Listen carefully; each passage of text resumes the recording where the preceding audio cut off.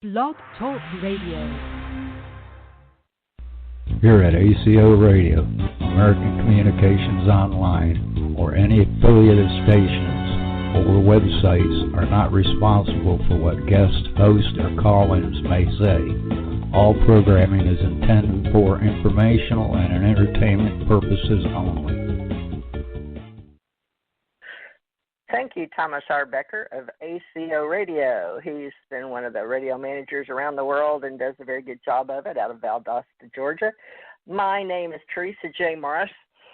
I go by TJ because it's easier than Teresa. So today we're working with our magical metaphysics with Dr. Richard Thomas Knight. He is very well known around the world in other countries, and we have just scooped him up here on TJ Morris ET Radio, and we're really happy to have him volunteering to help train us and tonight with whatever we're going to be trained with. I'm not even sure, but I've got Marci Kosich up here. Marci's from Reno, Nevada, and she's a toner and helps heal people. And today we have Angela of Oklahoma, and she's going to try us out. She's former many years in radio, and due to her life spiritual path, we may get to hear a little bit about her today and how she found her way to this reality in 2021, because anybody that's here now, you're awesome because you're supposed to be here. Awesome sauce, right? So, think about what it's like, all the things we've seen and done in our life. And I'm working with a lot of baby boomers now, and I've been asked to help promote and inspire and impassion them here for American Culture and International Relations.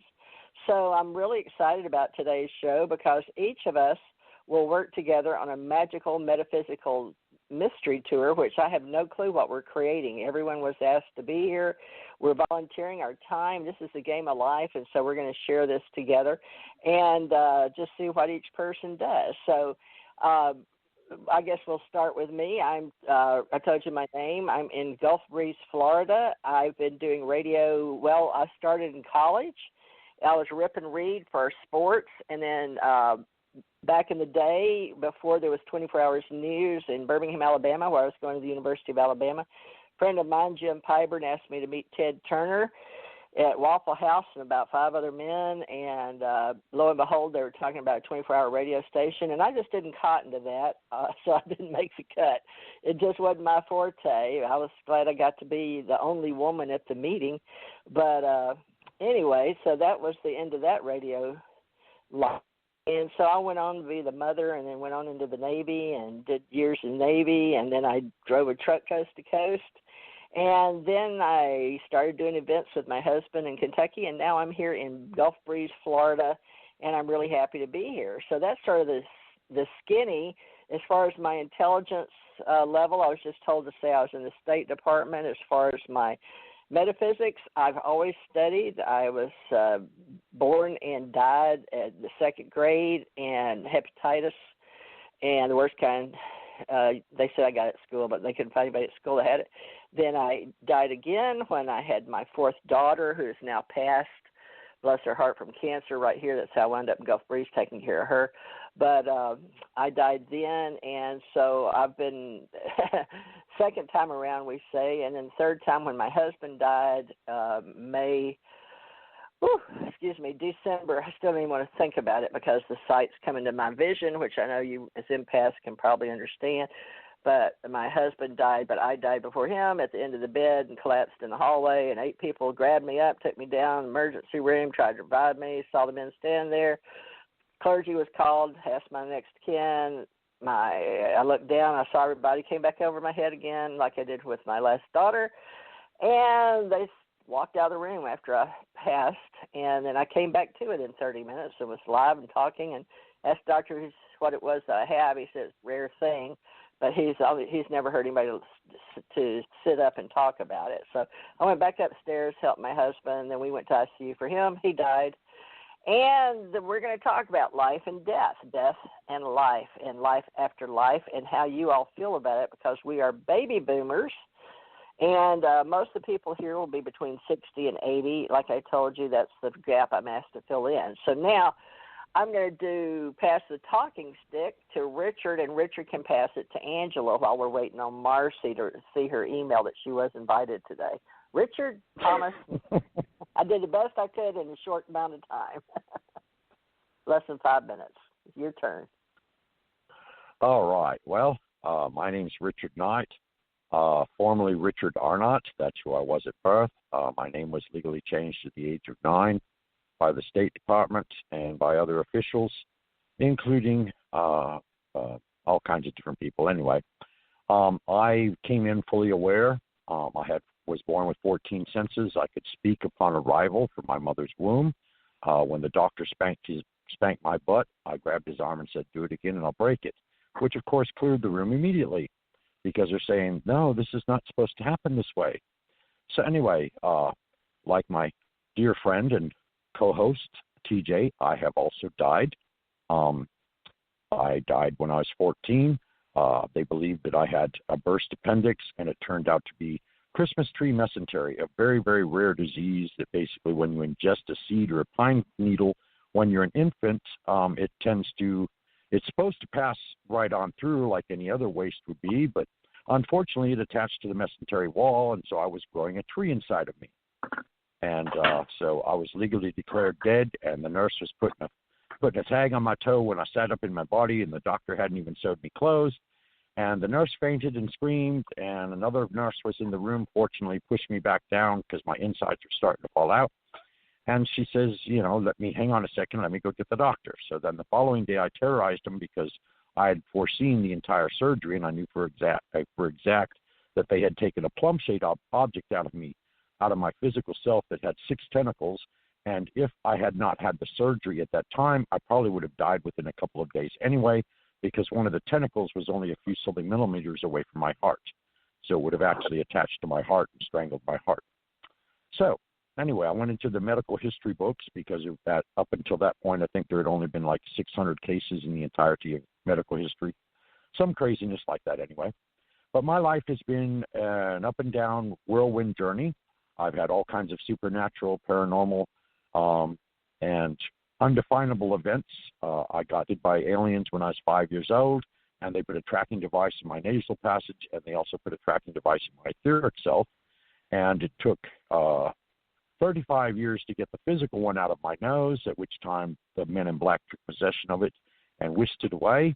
And then it took basically 53 years to get the one out of my etheric self with the assistance of an enlightened being who resides in Jordan, which is right next to Israel. Anyway, I love metaphysics. I have been a sponge on everything metaphysical and the occult since the ability to read, which is about age 3. I became a savant of languages at the age of 5. I don't know if this was triggered from my abduction or not, or if it was just something on my life path that I had agreed to do. I've been spiritually counseling. I have been a psychic channeler and a psychic intuitive. I've done paranormal investigations by the thousands. I have persons, and I also do healing. I'm a Reiki Grandmaster. I'm also a master of the martial arts, and I'm also an ordained Eastern Orthodox Egyptian Coptic bishop, as well as having been an ordained minister since the age of 19. I have been visited by Christ and all this kind of good stuff, and he put me through the 5 tests of the mortal self, which basically is earth, air, wind, and fire, and then he sealed my face spiritually with fire so that in turn no malevolent or evil entity can remain in my presence and get any kind of edge over me or what have you. I have done numerous battles with the dark side, and I am a professed and fully trained exorcist, and I just like helping people in every way, shape, or form. I've also had a legal career. I was a private investigator, civil criminal investigations for 45 years in 26 states. I've been both federal and state law enforcement, and I've also prior military. So that pretty much sums me up. I'm well educated. I have 4 doctorates, 1 in theology, divinity, religious science, and tonight's topic, metaphysics, of all things. So that's where I'm coming from, and I pass the talking stick to Angela. My jaw off the floor. That was quite impressive. Now, do you like to be called Dr. Thomas, or what do you like to go by? You can call me Pastor Rich. You can call me Rick. You can call, as long as you don't call me late for dinner, I'm fine with it. Well, I was listening to the both of you. I have died also, ironically, but I was in labor. I died 5 times. I had a 36-hour labor. Maybe some women out there can identify with that. But I would go down the tunnel and I would get so relaxed, and then I would come back and I'm in labor. Let me tell you what a disappointment that was. I was so disappointed. 5 times. I would imagine. I've done major market radio in the 90s where I had my own psychic show on the Hot 97 in Atlanta, Georgia, one of the top 10 radio stations in the nation. And I've had my hands full with my kids for, the last 15 years. I believe my daughter, my youngest child, was abducted. She has conversion disorder. She has lots of different things that some children that are abducted have. I have not studied in detail on this. I've worked as a medium, a psychic intuitive. I've worked with police departments, not a whole bunch, but mostly in the 90s and early 2000s on a few cases, and I've worked with unsolved mysteries in the past. I feel like I'm trying to come up with a resume here. I'm just an everyday person that loves to learn, and I hope there's people out there just like me that want to learn. Concluded. Wow. Was that good enough, And you were saying you were dropping your jaw with me. I thought your energy looked or sounded awful familiar, because I'm here in South Georgia in Valdosta, about 40 minutes away from the Florida line, and I had heard various psychics in Atlanta. Also, I had worked with Gwendolyn Evans. I don't know if you know her or not, but she does stage plays and screenwriting and all that in Atlanta as well. Wow. And she and I were on the radio on Blog Talk for about 3.5 years, and and spirituality was the main topic, and we would have call-in guests, and we would help them to resolve problems, or just counsel them or whatever, so that they could get past to wherever they were that was holding them back. And that's basically where I come from. But anyway, so yes, your energy is very strong and very vibrant, very interesting. Well, thank you. I appreciate that. It's good to take compliments. I think people struggle when they hear compliments about themselves, but it's good to hear and accept it. Thank you. They do, and I'm not sure exactly why, other than the fact that I don't think it's a lack of self-confidence, and I don't think it has anything to do with esteem. I think it's just it catches us off guard, maybe, and that's why we have a trouble accepting it or something. I'm not sure. We need more kindness, don't we? Yes, we do.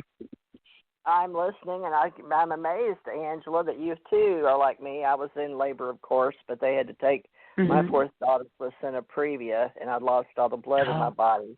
So that's my goodness. I had the baby inside like you did. So I guess your baby made it. So this is something you and I both lived through, and to tell about it on the other side. And folks, we are on the other side, and I have been very blessed to be what I think we are moving into the fifth. You can say the fifth element, but essence, right, the spirit. But on the other side, when you dream, whether you're alive in this reality or you're in your dream state, that dream state for many, as you're progressing with Mother Earth, Gaia, Sophia, I say Sophia because I've heard it said so many ways, but you know what I'm saying, this little dot spinning out there in the Milky Way galaxy, we're just a tiny little dot in the larger scheme of things. But while we're down here, we feel important, and we've all got carbon-based units walking around with all the senses. And, we lose sight sometimes, or some are looking for the fact that they know they are not aware of their past lives, or they have not experienced life after death, or near-death experiences for some medical practitioners, are out-of-body experiences even for those that know how to leave their body during meditation, or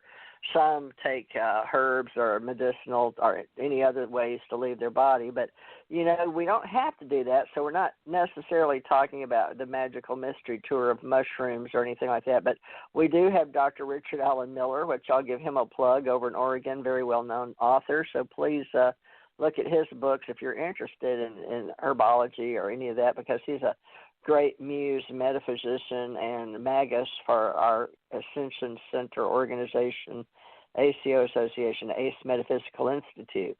Now, as we build our new 2021, we're going to do it with people that feel like they are called to service for the God, source, monad, higher purpose, so we can all get our game of life together. And so you'll find that many, many people are being called to service at higher vibrations. And one thing Marci Kosich shared with us was her level of toning and how she could help us with her skills. And I've had her on yesterday and thought it would be a good thing to further the conversation, because we had so many people on the board yesterday. Tonight, not so much. So maybe our topic's not as famous out there for all you listeners, but we are on Spreaker, Stitcher, iHeart, oh my gosh, Spotify, you name it. I make sure I pay distribution efforts to get it all out there on the ones that I haven't gone over and been able to sign up our live podcast for free. So there's a lot of people that hear us, plus I make sure that I don't even have to load it on my YouTubes, and I've got 20 to 30 account channels that go out there. So this will get out, and it will be shared. If you would like to join our group, please let me or Richard know. TJ Morris Agency, I didn't even put it in the description. I should, at gmail.com. We use Gmail. And question. The various topics of metaphysics. Now, you know, it's going to just depend on who we are and how we make this happen, especially since it's about synergy and serendipity. So, Angela, did you want to say something, anything about what you think today's topic, or what? Well, I had a question. Mm-hmm. You mentioned your agency. What is your agency about? Or maybe I misheard you. Yeah, TJ Morris Agency is my name, and I use that with my PayPal. But for many, many years after I got out of the government and then driving truck coast to coast and then did events, I just started my own individual as owning my own agent. And then what I do is I create domains and work with small businesses and people from all to walks of life. amplify? Mostly like artists and authors.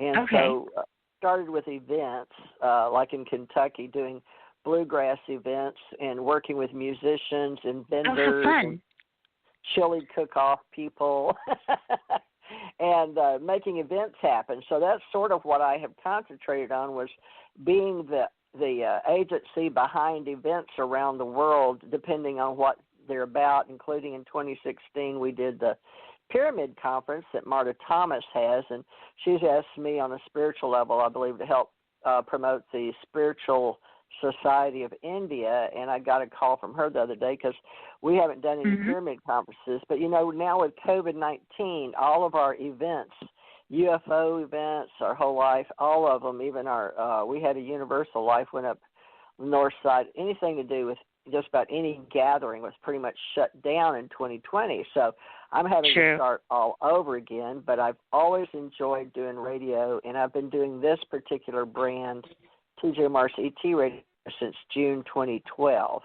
So we're coming on, this is our 9th year, June. So, yeah, I'll probably be here, Angela. So, you know, it'd be great if you can get involved, and, you know, it's strictly for those that feel like they can get involved in my little agency of doing, you know, media news broadcasting and domains and websites and helping them. I like just help entrepreneurs and people that they speak their audiobooks. I listen to audiobooks at night by different people, not just famous people, but, you know, there's so much for people to do now to plug in as an avatar into cyberspace culture. So I'm an advocate of the internet because it's offered me so much since I don't know how I would have existed. My mother, I was using computers when I was inside management for trucks cross country. You've may have heard today Johnson & Johnson with the president today on the podium about the COVID-19 and the vaccines. Well, I used to pull a lot for Johnson & Johnson, New Jersey to California, coast to coast. So that's a good company. It really is. I mean, they've had their ups and downs like any company, you know.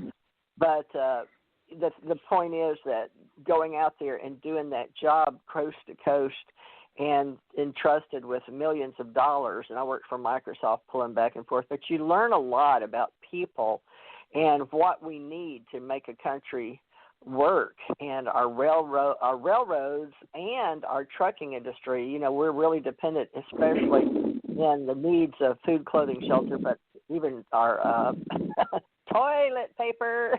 I carry toilet paper. But I don't know what that's got to do with metaphysics, except that we are in need. But I think this is Marci. I think I reckon. Marci Kosich, is this you from California? No, I'm in Reno. I used to be in California. My brain thinks you're in California. How could I do that when you know I love Reno? We've discussed the Vegas where the casino where Elvis Presley's equipment was, and it's all gone, folks. So my memories of how the world used to be is so sad. But Marci, introduce yourself. We have Angela of Oklahoma and, Richard of Georgia. So you're of Nevada. How do you say it, Nevada or Nevada? How do you say it? I don't know. I just say Reno. It's like Reno. Las Vegas is a long, lonely road in between Reno and Las Vegas. I drove there once with my kids, and it's a whole different world than Las Vegas. Yeah, I've driven Las Vegas to Reno many times in a big truck, so that's what the experience. I'm not even sure what Angela asked me, but Angela's from Oklahoma and spent many years in Atlanta, Georgia on the big top 10. But did you get to hear any of the radio show? Nothing yet thus far? Just tuning in? Marci?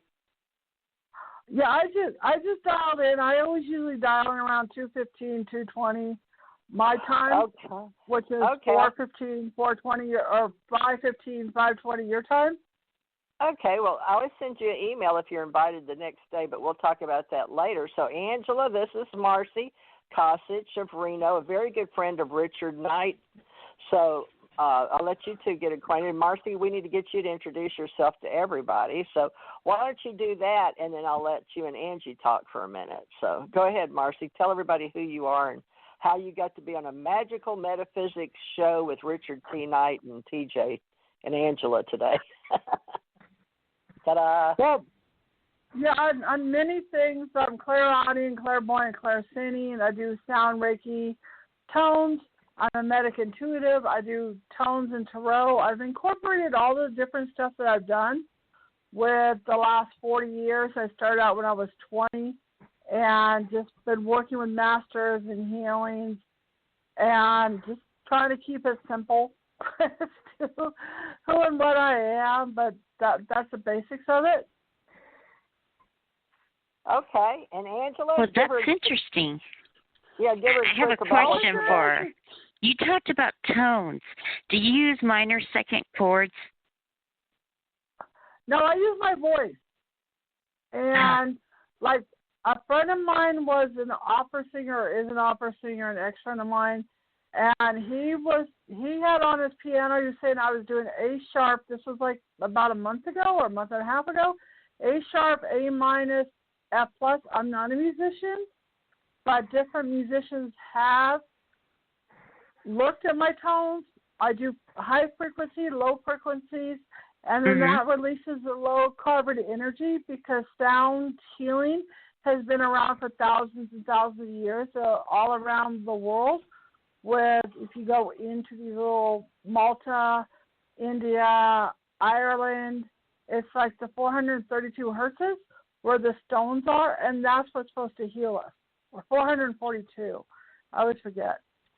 Right, and the usual megahertz is 440, the other classic A. But I was really interested in what you had to say about the tones. I had a friend that I'm not in touch with right now, but he did his doctorate, and it was the effect of sound on the mitochondria of people that have diseases of the nervous system. That's like a simple way to say it. And my daughter, diseases are 75% emotional and mental. And so that's what happens with what I do is I transmute the lower carbon energy into crystalline light energy. There is it's like on TED Talk, I forgot his name, but he studied cancer and he did different tones, and he literally had a video of cancer exploding as to 300 to 400 hertz, 300 to 400,000 hertz to explode the cancer. Our body creates these diseases. Our body could destroy them if we know how. That's amazing. Now, for people that are listening, minor second chords in my world have a tendency to heal and help people connect with themselves again. That's what you hear in a draconian chant, a Buddhist chant, some Native American songs, or those minor second chords. Bob Marley said music can heal the world, and he was more right than he knew. Down to your molecular level, your mitochondria. If a child's listening or a young person's listening, if they've read Madeleine L'Engle, A Swiftly Tilting Planet, A Wrinkle in Time, she talked about complex ideas I love that movie. In story form. You know, if you read the books, it talks about the mitochondria and the dance that they do. I mean, it's just amazing to me how everything connects. You are not this small person in the universe or the world or your home. You're not a small person to the person that might be listening. You have value. I mean, you have so much love contained within you. It is just itching to get out.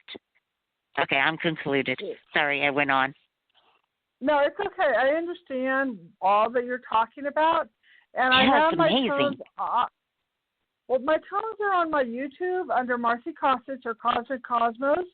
And people, it hits the serotonin part of the brain where it relaxes people.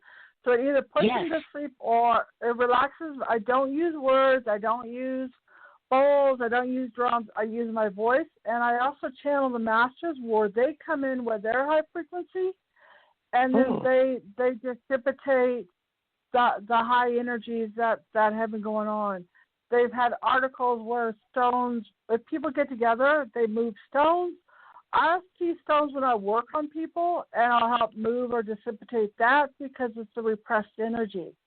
And the carbon energy is our lower energy of shame, fear, guilt, which causes dis-ease. And what happens is with non-aerobic energy, which is non-oxygen, kind of like you put a seed in the ground, it dies unless it has the oxygen. So this allows more oxygen in your body to allow your body to heal itself, which is anaerobic. Well, that's great. I've been doing this now, on different radio shows. I've been doing it on an international Skype. A lot of the people that I have that are on my they're psychologists, they're therapists, they're doctors.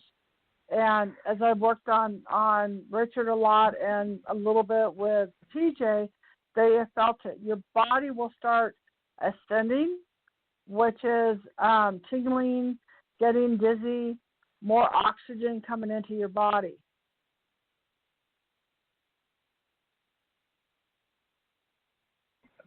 Yeah, she was able to. I was sitting here. I actually had never had a toning, but because of my nervous system is damaged when I was driving one of those big trucks and I broke my neck and my back and paid for it dearly. I still got up and delivered my load and all that, walking around with it because it just cracked the bones or whatever. But I now have titanium in my neck, so I'm a happy cyborg. But at the same time, my nervous system is very tingly, and I get pins and needles, and I never know when I'm going to get a sharp pain in one of my toes or my elbow or my neck or my shoulder. But when she did this tone, folks, and I'm not making this up. I was laying here on my couch, which I am now because I very seldom stand up until I'm supposed to be in physical therapy because since my daughter died, I've been, in and out of bed basically. But what happened is the vibration sent chills all over me, like goosebumps first, but then it took my breath away, and I went longer than supposed to for breathing, and I had to cough and couldn't catch my breath, and then I felt like I had post-nasal drip, but it let a lot of the phlegm go. So there are reactions to her tones, and it really helped me. She did about 3 tones, at least 2 high and 1 low, and I can go, like really, I can get really low because I'm a really old Bodhisattva type. But I can get really low. But she got not as low as I did, but for her voice tone, that one helped my lower chakras. So what I've been doing since Marci came into my reality is sometimes it's been a short time, but I feel like I've known her forever. So I lay in my bed and I'll tone, and I feel the vibration in my lungs and my chest bones, but I'm learning how to vibrate myself. So we ought to have classes on that. Yeah, it's really helping me, but I don't know. It may help a lot of people that have nervous system problems, but, I'm just saying. Now, folks, we're not – I don't know what all the rules are. I imagine Angela knows them more than I about what we can and can't say about helping others. But I was just telling you my personal experience or my testimony that Marci did not ask for it, because I'm just getting to know Angela here, okay? Okay, somebody else's turn. Angela, what do you think of that? I like what you have to say. There's a thing called overtones, which you can do minor second chord with your voice. You can look that up on YouTube.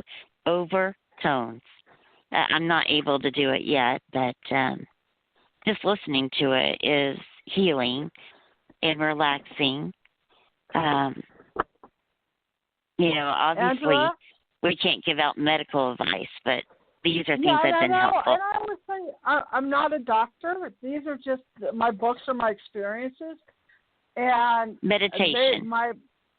It's meditation.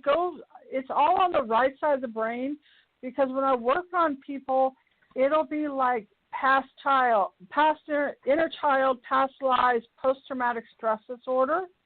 And it calms the body as to get into where it can heal itself. There are some guides or masters behind me, and they want to hit one note for you between your throat and your heart. It's like you've had issues with expression, or you want to say something and there's kind of a block. But then they're telling me that you have a lot to say or express, if that makes sense to you.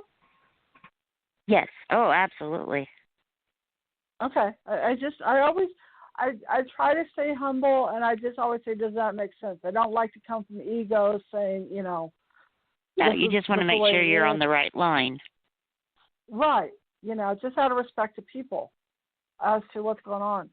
So I'm going to hit a note, or they're going to come through me, because that's what they do, is they channel through me, because as we raise our vibrations, we get more higher and higher guides, like school. Thank you. And so as I work through it, and that's why they want me to do this and work with TJ and Richard. And Richard and I have been doing this for about 4 years together. Okay.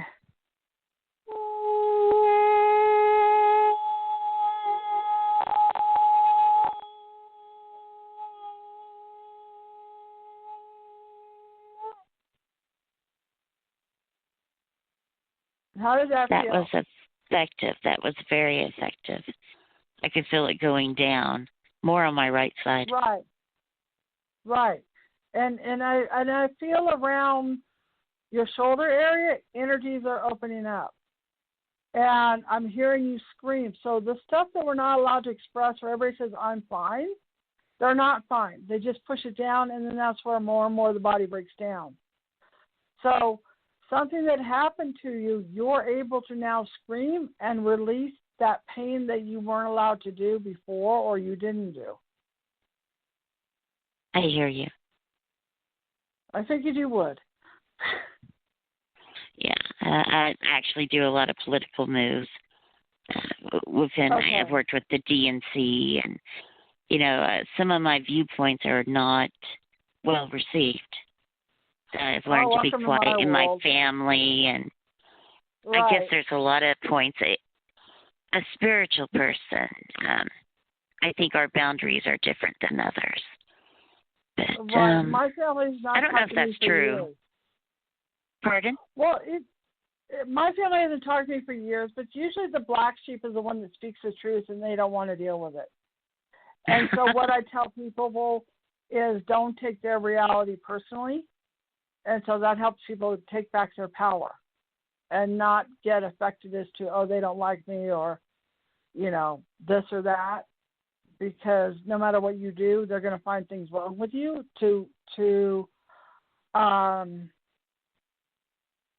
validate their world and make their world. And that's why, and that's why with people's cognitive distances, I don't deal with, because the more you try to prove things, the more they're going to lie to create their world, and make it like their problem, because they want is yours. What? Yeah, it's fear. The opposite of peace is fear or conflict. The opposite is fear. I guess I said that wrong. Richard probably say it much better. When our body contracts, it's in love. When our body is in fear, when our body is in love, it expands. When our body is in fear, it contracts, which causes dis-ease. Well, that's ironic. I'm having to go through many tests, and I even had to take tests to see if I could take a CT scan, because I'm having problems with organs. So maybe it's being, I don't know what the right term is, silenced. Silenced is a very good word. Right. And it's only for a season, but it's very frustrating. No, it's inner child. It's past lives. It's a pile of different energies that eventually the body breaks down. It's layers upon layers. Do you think this is past life issues that are affecting me now? Yeah, it's just a lot of times. I mean, this would have to do with more of a private session, because I'd go into it. But when I do the tones, it's a matter of, I don't know what's going to come out. I will see past lives. I'll be inner child. It will be whatever the energy comes out that needs to be released. And so it's not linear, it's vibration. Mm-hmm. That's what happens when I do healings on people. So it's not like I'm going to heal this thing. Your body will release what it needs to, like it just screamed, and that's what they want to work on, your expression on your throat, because you've pushed things down and you have not expressed yourself. And everything's fine. Everything's this and that. What? It's been a difficult life. I know. When I look at other people's lives, and we don't know why it happened this way, but I've tried to learn what I could and move on. Right. And I'm a very firm believer not living in the pain of yesterday, because that really causes a lot of disease. And release. Well, you still need to acknowledge and release the pains that you've had, the past lives, the inner child, the post-traumatic. And once you do that, there's a really good book that I read called In Stroke of Insight. And she's a medical scientist. And what happened is her left side of her brain hemorrhaged. And I saw her on Oprah. And what happens is she ended up losing everything and then starting from scratch. And she says our body goes into a neurological loop as to going in the same things over and over again. So that might be a good book for you to read, because the name again? All the stuff. It's called A Stroke of Insight, because she's a medical scientist. A Stroke of Insight. That her brain hemorrhaged. And what she went through to get back into kind of like rebirthing herself or recreating herself as to what was going on. She did. It's a fascinating book. And upon that note, I think we'll expand out and then I don't get them back. What, Richard? I was going to say, and on that note, let us expand our umbrella, since tonight is the wide array of metaphysics. And fortunately, those of us who are baby boomers, we have seen metaphysics basically transform itself at least 3 times to the present day. And it's not that the subject matters or the topics have changed, it's that the language in describing them have actually changed. So, I mean, you know, what used to be deep meditation is now led into astral projection, which, of course, is a quieting of the mind and a focus that you actually have the ability to go and visit and check on people around the world when you become concerned with them emotionally as far as their well-being is concerned. And, of course, you can also direct your astral projection to, you know, be anywhere that you specifically want to be. And then, of course, there are also interchanges on the astral plane itself, which is kind of like, I guess, the sixth dimension, basically, because basically you meet people that you've known from the past, and sometimes you have, you know, long extended conversations together, and at other times you just it's a master-teacher relationship. And, of course, as we all know, we are all masters, we are all teachers, and we are also all students, because in 1 minute you're the teacher, and in the next minute you're the student, because what you've said to the student also applies to you. So reverberation of thoughts and reverberation of what you're speaking has a great deal of intent and a great deal of emotion and impact within it. And so therefore, you know, that also applies to the laws of manifestation. But anyway, so then you get into channeling, and you get into mediumship, and you get into psychic abilities, and you get into transformation and transmutation. And, of course, we also have the Transcendental School of Meditation. We also have all kinds of different schools that have sprung up, and a lot of them have ceased to be, but fortunately a great many left books behind that can still be read. But metaphysics is a very, very wide umbrella of all kinds of various topics. It covers anything that you would consider nowadays to be paranormal. And, of course, supernatural to some extent.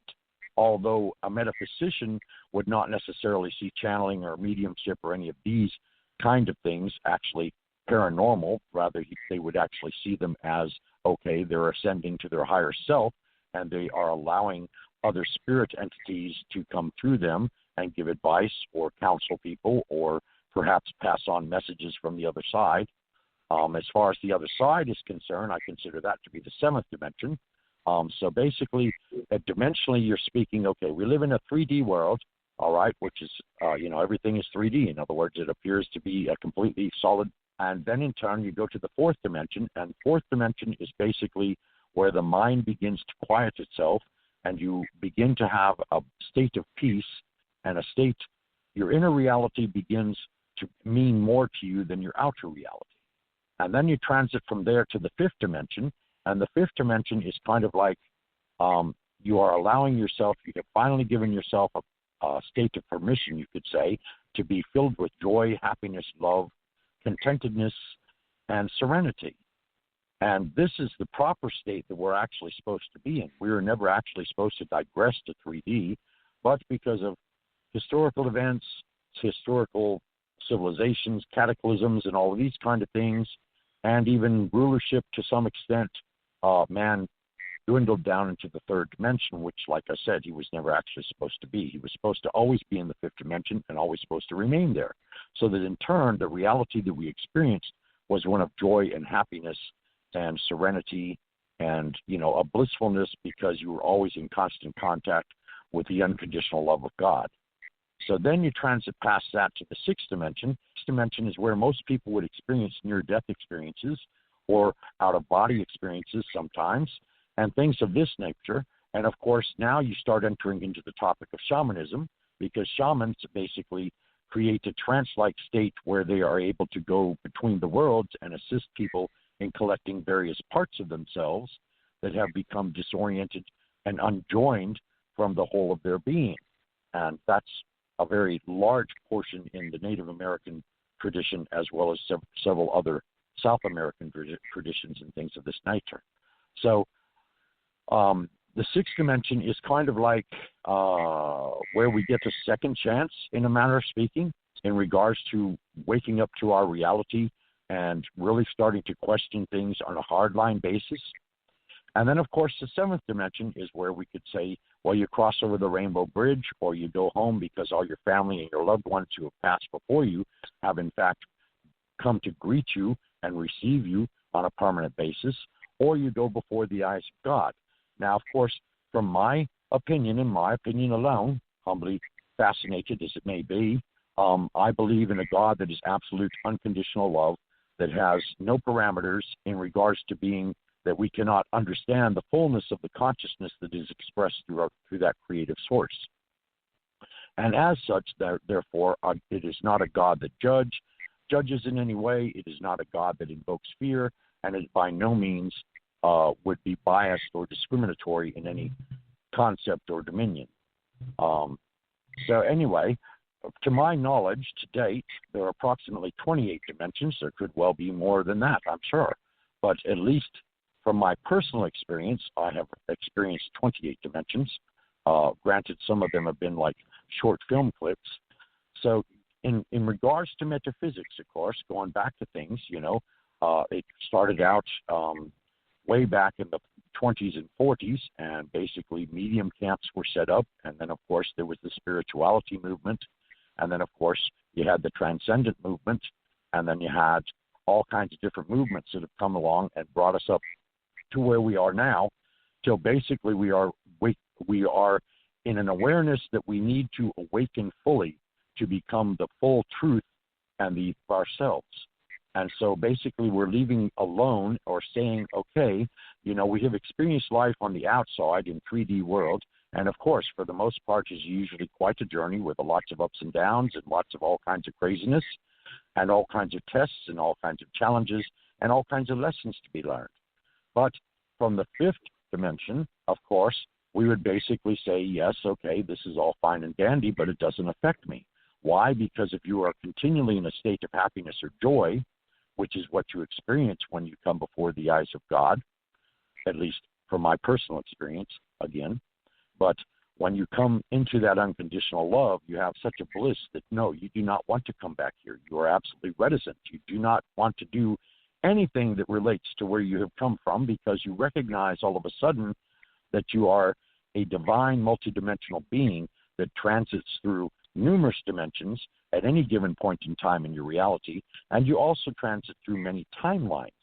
Now, of course, timelines are one of the new age or more current thought lines, in the fact being that, okay, you could say a person's life spreads out before them, and they may have a half a dozen different timelines. So in one timeline, maybe they go to school and they become well educated.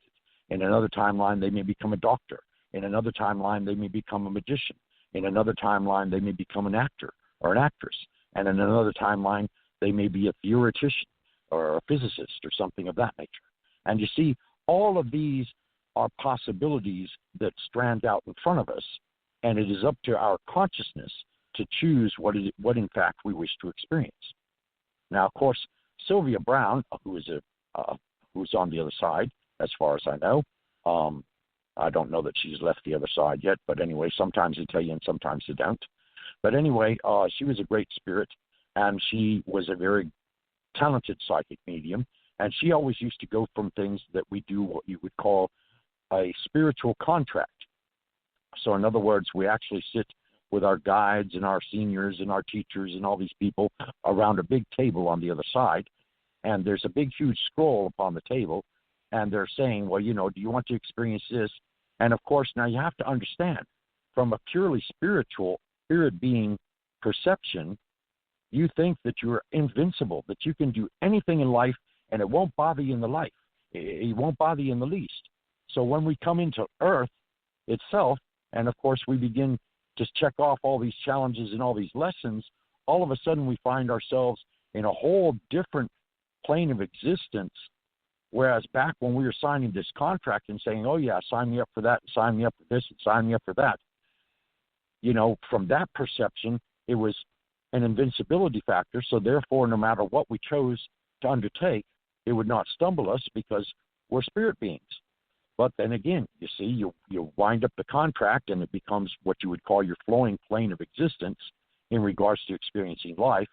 And therefore, in turn, as these challenges and these setbacks and these emotional upheavals and these physical, become forward with us in the body, then in turn, you experience all of this and you're saying, wait a minute, do I remember signing up for this? Because oftentimes that's the way that life throws you a curve. Now, of course, moving on from that, because that's a principle of looking at a specific perception of how we realize or how we understand 3D itself. Now, I'm not saying, personally, I don't believe in either destiny or fate. Why? Because I know for a fact that both of them can be changed, simply because I've changed both of mine several times, okay? And that's the only cosmic law that is absolute throughout the entirety of creation, and that is change. We are always changing on a molecular, atomic level, and everything around us is also changing on the same level. However, our perception of something that is much slower in frequency and vibration on an atomic level appears to be solid to us, even though it's moving, but moving very, very slowly. Now, of course, if you take it from the opposite extent, then in turn, if someone is vibrating at the fifth dimension currently, unless we have already consciously made our awareness expand to that dimension, chances are we would not see them, okay? Now, when you start talking about the other side, since that's vibrating in the seventh dimension, that is definitely normally well past what we can perceive as human beings, and therefore we do not encounter or have any encounters therefrom, unless, of course, you happen to be a medium or a channel or someone that's psychically gifted with third sight or with the gifts of being able to hear, see, and feel spirit presence. Now, in that case, you're not really being gifted with the full gift of perceiving the seventh dimension. Rather, you are actually perceiving individuals who sometimes have remained on Earth to give messages unto other people. Sometimes they have remained on Earth to accomplish a specific thing. Sometimes, unfortunately, they get confused and they're not even aware that they're dead and they need some assistance crossing over. And then other times you run into a lot of what we would call residual energy, which there is no consciousness at all. It's just an energy stream that is fortified where a person did a certain thing during the day on any given day of the week, and it constantly persists. And, of course, that's the easiest to disband and be done with. And then, of course, you get into the subject of possessions, and you get into the subjects of walk-ins, and you get then into farther out into subjects of ufology, UFOs, and, of course, extraterrestrials, or all of these kind of things. And you see, miraculously, the umbrella of metaphysics covers them all. So, we've had all kinds of movements spring up over time, and they're all valid, and they all have a great deal of knowledge and everything else and insights to share. But again, metaphysics is anything that reaches beyond what we would normally call regular physical experience, why it's termed metaphysics. So anyway, anyone else want to comment? Go ahead on. You did a good job, and that's why I put you were. So please always be prepared with several topics or words for us to follow, or a trail or a spiritual journey. But let's go back to Marci. Marci, I was talking about you. I'm sure your ears were burning before you came on, but I have feelings. Well, we've made a connection, and I don't feel like it's of this reality. Same with Richard, but Richard and I butted heads in the beginning. I'm not sure what that was about, but you speak to many people about how sometimes it feels like you're challenged or you don't get with it, and then somebody you thought you wouldn't be able to get along with, you can get along with again. So whatever that's about, and I think the reason Angela's here today is she was looking for something else, but this is what came up for her. And I feel like she's supposed to be with us. And I don't know why I feel that, but I feel the same thing about Angela that I did with you and Richard. So you want to talk about that? Why, when we really are here on the planet to be in service to others, but yet we have to be self-sufficient, folks. That's why I think Angela is asking me about my agency, which is an agency, because I wanted to help other people. Can you hear me? Angela, what do you do? Because I come in usually around 2:15 my time, so I missed all that. What does Angela do? Angela, share with you why I feel like you should be here, because I don't even think you knew you were going to be here, Angela. No, I mean, I was looking for a political show, and I was moved here. So this is funny. affirming for me, and I think it's affirming for people that are listening. What's your job? What do you do? Well, I've been taking care of my kids, and they're getting ready to go out.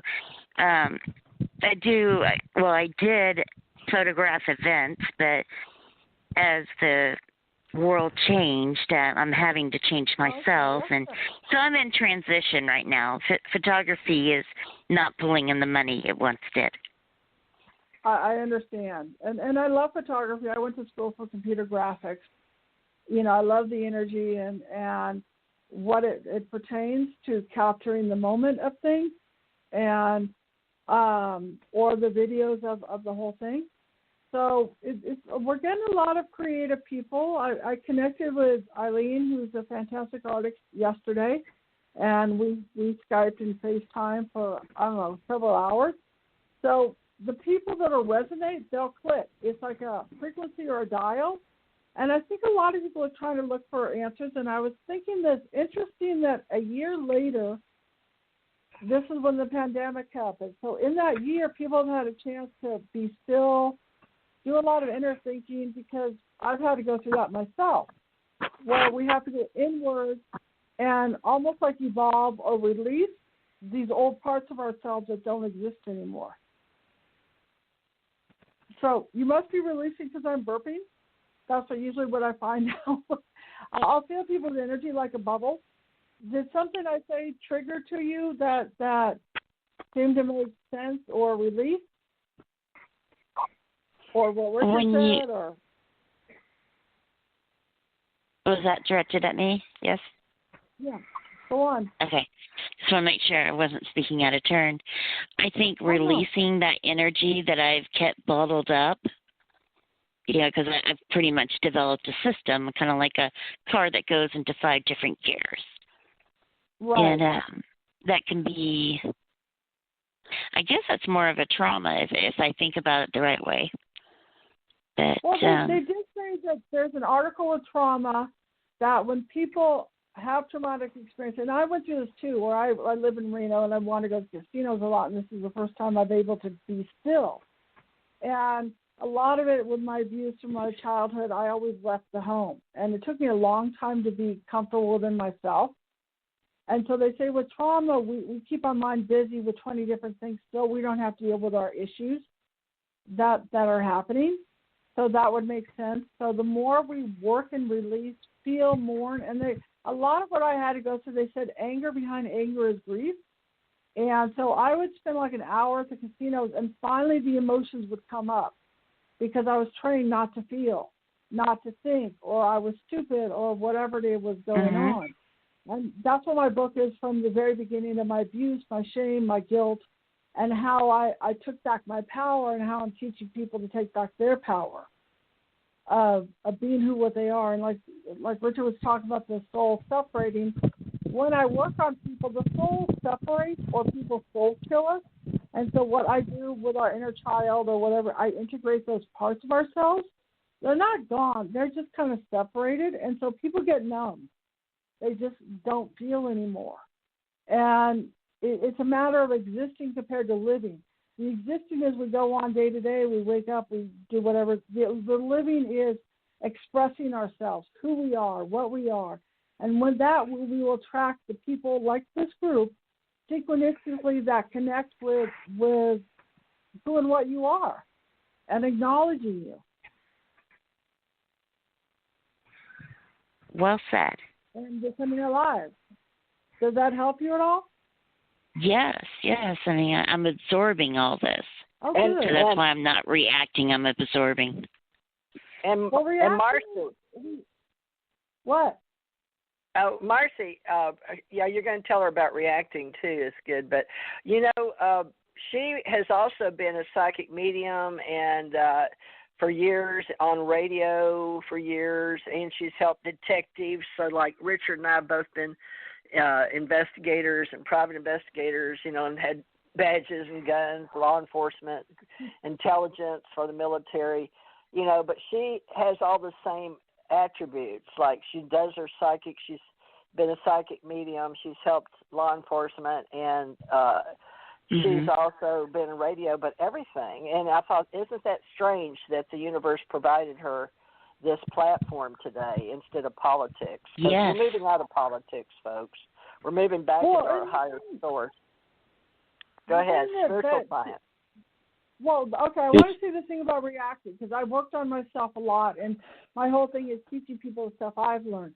So when we react to something, it's from the past. And so every time I was triggered on something, whether it's work, people, situations, I would like, okay, what do I need to work through and clear without myself so there's not that mirroring, triggering energy that's going on. So then we learn to respond. We're like, okay, well, this is how we are. So if there's a reaction, you need to see what that reaction is, whether it's your inner child, whether it's your past life, whether it's anxiety, but there's something that is going against you that you need to work through. And, the thing that's funny is, like, you guys being detectives, I went up when I was, like, about 20 years old with my friend Brett, who I practiced doing psychic stuff with years ago when I was, like, 19 or 20.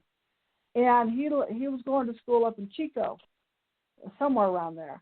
And his room, I was seeing, my first psychic impression were guns and all this other stuff. And he goes, yeah, this used to be a drug dealer's place. So you'll walk in, you'll get impressions on something, you'll see, you'll hear, you'll hear that's going on. And some people may never see. They may be clairaudient. Some people may be clairsentient. Some people may be, clairaudient, clairvoyant, I'm all three. But just people say I can't see, but I say you may hear. So don't disregard your senses as to what's going on just because you can't see things and everybody else can. Just go into what you're feeling, hearing, and then that's where your dominant energies are, or awareness. I can feel you processing. Yeah, when I talk to people, when, like, say Twitter, they're wanting to react to comments that I would say, a child reacts, an adult responds, Right. And I have to tell myself that over and over. Because in my younger years, I was more reactive, and that caused my own issues, different types of issues that I had to deal with, even more stuff. And I'm absorbing what you're saying. Right. Well, so when people get upset with stuff, and I also tell people when they're very clear, they mirror the subconscious stuff from other people. So I tell people, it's like, that's their reality. Do not take their reality personally, because it doesn't matter what you say or do. They are going to create their cognitive dissonances to create their reality.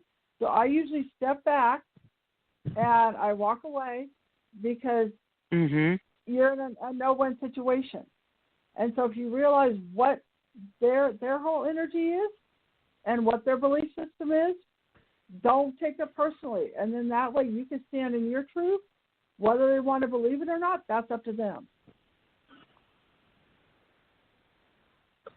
That sounds really good. I know. These are all things that have set me sane.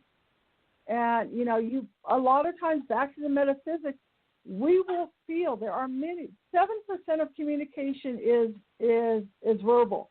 The rest is astral projection, telepathy, energies. There's all different communications people's bodies are exchanging that they're not even aware of. Like, you'll walk into something, they'll have I can project. I have a question. Right.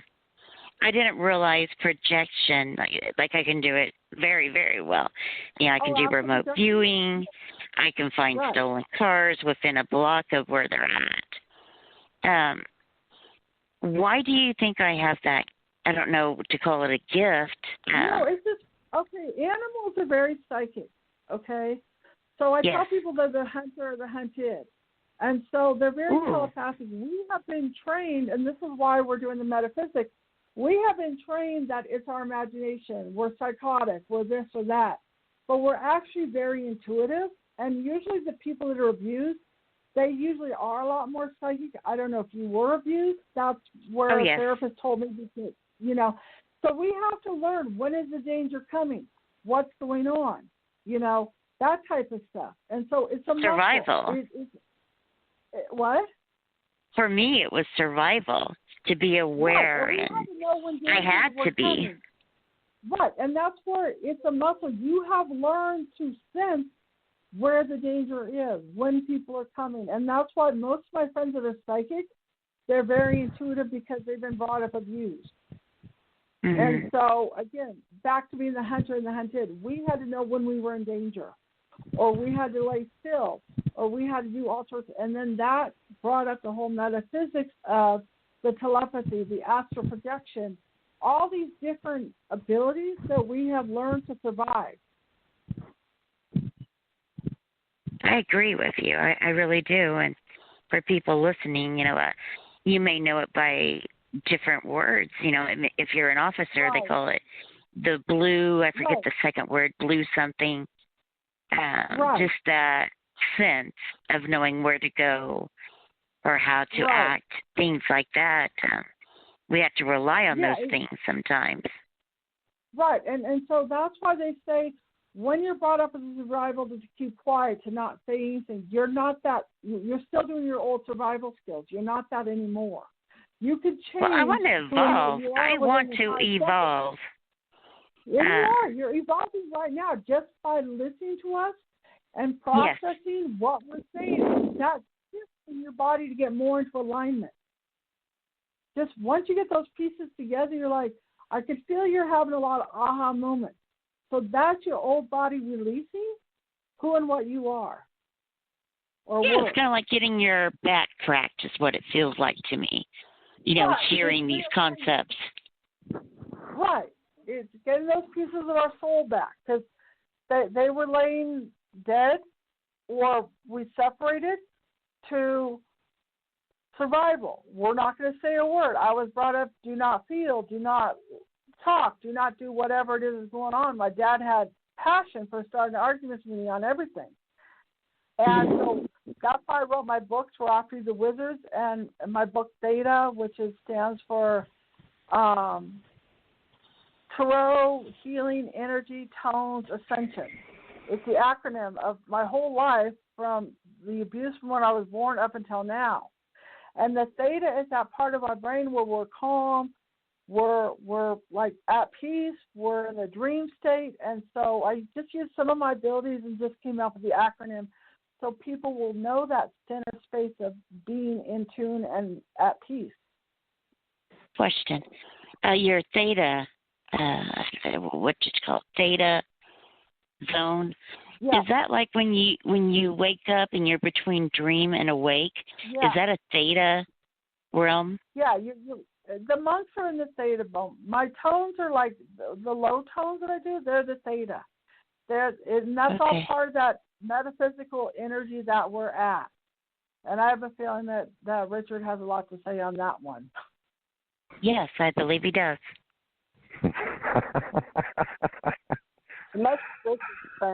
Okay. That's fine. Okay. No, I mean the blue. Let me throw this in here. Segue for you, Richard, while you're getting that uniform color theory for perception, authority, and all that of blue. But you have that feeling, that extra sense, and they say once you have it and you know you have it and you feel it, you use it. And yes, as an officers and intuitive, and when Richard and I worked, in security and personnel information security, it's not just because it's dark and it can hide you, when you need to be hidden, but it's of a respect for perception and emotion. But it goes back to like 1853. So that's a whole lesson in itself. So every time we talk about a topic and we evoke it, we could talk about, paramilitary style, forms, colors chosen, and all of that. But back to you, Richard. Did I lose you now, or were you able to stay on your next level that they said you could talk a lot about that? So we'll see. Back to you, Richard. Well, I do mute on occasion simply because there are terrifically noises in my immediate environment. Because, you see, I'm not indoors like the rest of you. I'm outdoors in a parking lot. So I'm in my convertible office, you could say. And unfortunately, there's a lot of vehicles that make a tremendous amount of sound and sometimes passing by and loud voices in the background and so forth, which, of course, I don't want to come across on the radio with.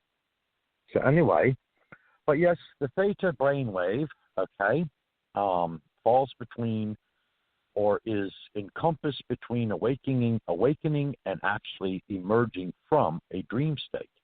Now, there are even rare occasions where the dream state is actually still encompassed when one actually becomes fully and completely awake. Could say that the person, instead of transiting out of theta state basically into delta state or into one of the other wavelengths of the brain that are created, of course, chemically and electronically or electrically in our brain. But now, yes, speaking in regards to the question or the format or so forth that you laid down, TJ, after being in law enforcement for a good deal of time, you develop what you would call a psychic sense of knowing when there is opposition or harm being harbored in your environment, or that someone's about to do something drastic, like, pull a gun and start shooting people, unfortunately, or something that would drastically cause disharmony and disruption in their immediate environment, in the environment in which you find yourself. Say is a code, a blue code sixth sense, in a matter of speaking, because you live that lifestyle for so long that you become accustomed, or it becomes regular to you to suspect that other people are about to break the law or about to disrupt things or about to, create havoc or that kind of thing. So anyway, I thought I'd throw that in there because I didn't want to act like I was ignoring what you and Angela had Angela had suggested. So anyway, yes, there's a blue sixth sense. And it's the hunter or the hunted? Do I? Yeah, your animal instinct to survive, fight or flight syndrome. And officers tend to watch, and they're trained to watch every movement. They're aware of all your senses. And they, people, there's a very thin line we call the blue line. And the blue line is when do we react versus, we are waiting because of the brain waves and the thoughts and emotions and behaviors to communicate with another carbon-based unit or biological entity on the planet. So, the communication between the neurons, most educated officers are studied, and they know how to synchronize and watch the pulses and the energy around you. In other words, they already have studied their sixth sense and know that there's 6 feet around you. If you put your arms straight out, the way I taught it in the metaphysical event I did, was you take your fingertips by like an airplane. You stick your arms straight out, and the longest tip of your finger, that on both sides of you, that is your space. That is your circle, your bubble. So you can turn around completely a 360. That's your circle that you are detected within, and that's your function, is to function within that state of being, whether it's beta, alpha, theta, delta, or gamma. And we've added sigma and tau now, or tau and sigma. I say them backwards because sixth sense was established by Dr. Bruce Lipton for the sixth level of brain waves. He called TAU or Tao, like we study in Buddhism and things like that. And then the next one, since seventh sense hasn't been established, it was zeta. I say sigma, but Richard says zeta. So we'll see which one catches on. I sort of like the zeta. So there are various frequencies, folks, infra, delta, theta. And so what happens is they put them in hertz. Just real quickly, your delta's 0.5 to 3, your theta waves are 3 to 8 hertz, and your alpha, which I'm talking in, is 8 to 12. Beta, alpha, theta, beta, alpha, theta. Am I in alpha, beta, alpha? Wait, which one am I in, Richard, when I'm talking human form? Is that that's alpha? Delta. Beta, alpha, theta. No, delta is No, when I'm speaking, that's the delta is your deepest meditation. That's your dream. Well, you see, but there are some people that remain in meditation 24/7. So to them, the delta wave is common frequency, regardless of whether they're talking or sleeping or whatever. Well, we say people, let's see, beta, alpha, theta. It goes BA, beta, alpha, theta. So I've got to think your lowest is your lowest brain waves, and those are the slow, 0.5 if they know they put you in a deep subconscious to heal yourself. Delta brains are slow frequency. That's 0.5 to 3, theta 3 to 8. Now, they say that's often the sleep that you dominate your deep meditation. Alpha are quietly following thoughts and meditative states is the power of now, being here in the present. Alphas and beta waves dominate normal waking state of consciousness when attention is directed towards cognitive tasks. So which one? Let's see, gamma brain waves are the fastest. So that's relating to simultaneous information that you put out from your quiet access. But, you know, beta, alpha, theta, delta, gamma. Now, the spiritual emergence, that's what we're talking about. So consciousness and spiritual emergence is what we're here to teach with metaphysics in your spiritual development. So beta, alpha, theta, delta, gamma, and I guess we'll do Tao, and we're going to work with Richard on Zeta, the seventh sense, your spiritual stability on neurofeedback. But back to you, Richard. But I had to go look up at least the hertz, if you can follow the hertz. So let's see. It was called Brain Work Neurotherapy. Water brain waves. So there you go, folks, on your EEG sensor. Real easy. Brainworkstherapy.com. Back to you, Richard. Okay, then we're getting all deep into it then. Analyzing our brain waves, which is wonderful. I mean, you know, there's no harm in that. But it obviously is going to vary like anything else. I mean, you know, cops that are in sync with their perception of another person's energy are really in true science doing nothing more than reading that person's energetic aura. It's the energy field that we project, that when we are in a fight or flight syndrome, we actually draw our aura completely into us, where it's actually only about an inch or two out from the body. When we are calm, joyed, or excited, then of course our aura can expand anywhere from 50 feet to 500 feet out in diameter around us.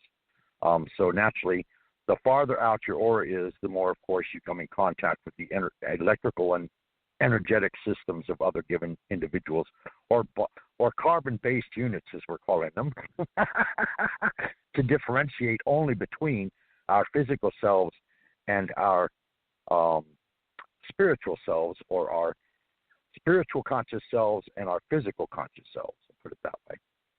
So, I mean, go ahead. On my Facebook, as I'm scrolling through, this kind of like sums it up.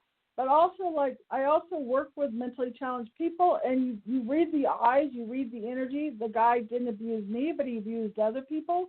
And in a split second, that can change. But I'm reading this, why empaths feel everything, which is kind of like what we're talking about. It says the more light you hold, the more you feel. As an individualized consciousness absorbs greater photonic density, which is, you know, like the light, the carbon energy is what covers that. Psychic and emotional capacities increase, and the being gradually begins to gain access to higher order, remembering about the nature of the cosmos. Additionally, due to the heightened amount of God source energy contained within these beings, everything is felt deeply and to its core. There is more consciousness through which those energies in motion to ripple. This is not a burden, but a reward for the intensity of experiences gained by that soul. And your source was? I'm just reading why empaths read everything. It's on my Facebook. Oh, Tamara, who I've talked to back and forth, but it's just a Facebook post that Tamara posted. Okay, so it's not giving any authentic sources in regards to author or book or pages or anything of that nature. Okay, Just wanted to clarify. But yes, that is very, very true. The more expanded your awareness, the more elevated your awareness, the more in sync you become with the entire harmony of creation itself. Trees, you're going to feel the animals. You're going to feel other persons in your environment. You're even going to feel chains of electrical currents in your environment, such as radio waves and also such as the waves beaming off of towers in regards to our phones and so forth. And the more in harmony you are, the more specifically you notate a lot of different things. Now, I would have to, going back to the brainwave again, I guess, the gamma, since it's the most lively one, that's probably where we are most at during our waking consciousness, because naturally we're receiving all kinds of information, not only from our environment, but also from those we're interacting with, and also everything that's going on around us that we're viewing, that we may not directly have action with, but we're still seeing it transpire just the same. So, yes, good analogy in a lot of ways, because that's what I thought. Well, and also it's like Richard says, he has wolf ears. You get to the point where you will hear, like when I work on, I heal on people, I will see, feel, and hear the energies coming out. And our body with the diseases is like an out of tune orchestra. So when I'm working on people, I will hear like lower energies coming out, which is what the diseases are, or I will hear, and Richard hears also, and probably TJ, because it's back to Hunter and the Hunted, these high-pitched frequency that Richard calls dog, what do you call them, dog ears, dog sounds, dog pitches? Wolf ears, because wolves hear even higher frequency than dogs do. Of course, dogs are the descendants. And so as a result, sometimes, if I'm caught off guard and say a police car goes blaring away with its siren on, or a fire truck goes by, or an ambulance goes by, if I'm caught off guard and not able to quickly shield my ears, then of course this is a very intense vibration, and it can even go as far as to give me a headache. But at the same time, I can also hear dogs baying at the moon in 10, 15-mile distances. So, that's an extreme sensitivity. And again, you could look at that as possibly a gift and also possibly a curse, because you're hearing things that other people aren't hearing. And of course, nowadays we have the cure-all, you see. All we got to do is put a Bluetooth device in your ear, and you can walk down the street and act like you're talking to somebody on the phone, when in actuality they're walking right beside you, but no one else sees them. I've got a lot of those. Now, spiritual development, let's talk about that with mindfulness, because there's systems of instability as well, and this is a fine line that we as metaphysicians walk people, but we're here to train you, and for all of us working together. We have, all of us, there's 4 of us on this thread, okay? So it's like a quantum physics, so to speak. But spiritual stability, okay, is an integral part of knowing. And this is part of the healing arts. But now we're just talking about, in general, the dark night of the soul, or a healing crisis, or what people call spiritual psychosis. And I've had to work with a lot of people in my lifetime just as a psychic. And our people find out I'm a minister, or that I marry people, or that I'm a psychic, and they want me to heal them. So there's spiritual traditions that we honor in our Ascension Church Ohana, but advanced practices were always kept secret. The reason is your nervous system can undergo a refinement, but we're teaching some techniques now that once were called esoteric or occult, and just meaning unknown wisdom. But I am a student of Babaji in this reality, Kriya, and they call it Tantra Yoga, but it's from Babaji. And I was channeling Babaji 30 or 40 years ago when I was first going into channeling, and I was very blessed that it was Babaji that came through, and he has taught us how to breathe Cobra Tantra. But that is the bottom area of who I was learning magical metaphysics because I would receive words like ascension that I didn't know, and when lightning came and split a tree and gave me a symbol that I use now because I didn't know what it was, and then when I had lights show me symbols on the wall and there was nobody around to see them but me, I didn't understand, but I saw it with my beta, my conscious alpha. Beta, alpha, I think, oh crap, I've forgotten. Anyway, figured out 1, 2, 3, and 4. I think beta is conscious when I'm talking to you, and alpha is like relaxed. But there's a traditional technique that we're going to teach, and you don't have to use ayahuasca, right, psychedelics or anything else, because a lot of people want to go the shamanistic way, and to some, they do very well at that, and others don't.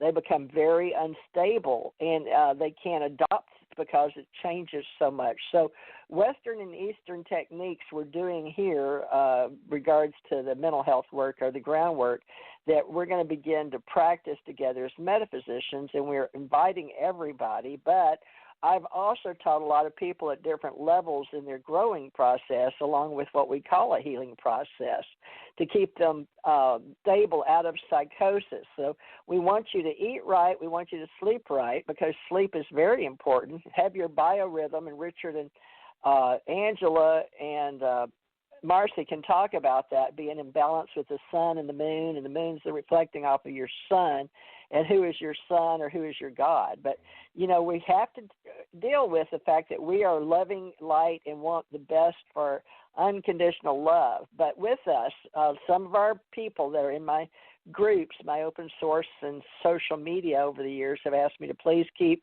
the symptoms of instability where you know, because always in magical metaphysics schools, the occult, the metaphysical, ancient mystery schools, we've had people that got their belly too full of wisdom too quick, and it gives them a psychological upheaval, which we're going to share with everybody that, you know, we know how to do meditation, as Angela said.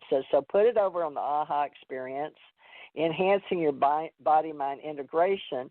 And now you'll hear a lot of people teaching mindfulness and meditation, along with the combination of Eastern philosophy meeting Western philosophy. So expanded perceptions, because I'll see a commercial on TV over and over again, and, you know, our cyberspace, our bots are following us based on what words we put out on the radio, what we put out on our phones, what we put out on the internet.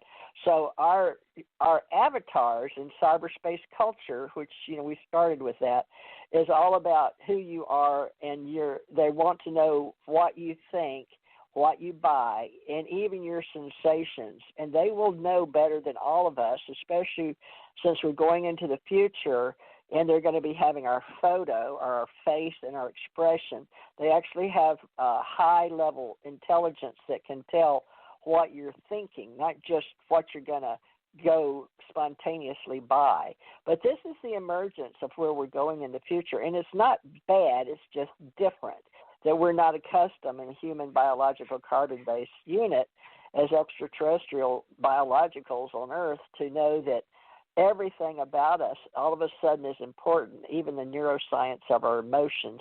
All right, that's my part of the show. So back to you, Richard, embracing our spiritual teaching with metaphysics, awakening the mind, and, you know, all of that stuff, beta, alpha, theta, delta, gamma, sigma, and your part, zeta, which the seventh, enlightenment, entrainment of the brain.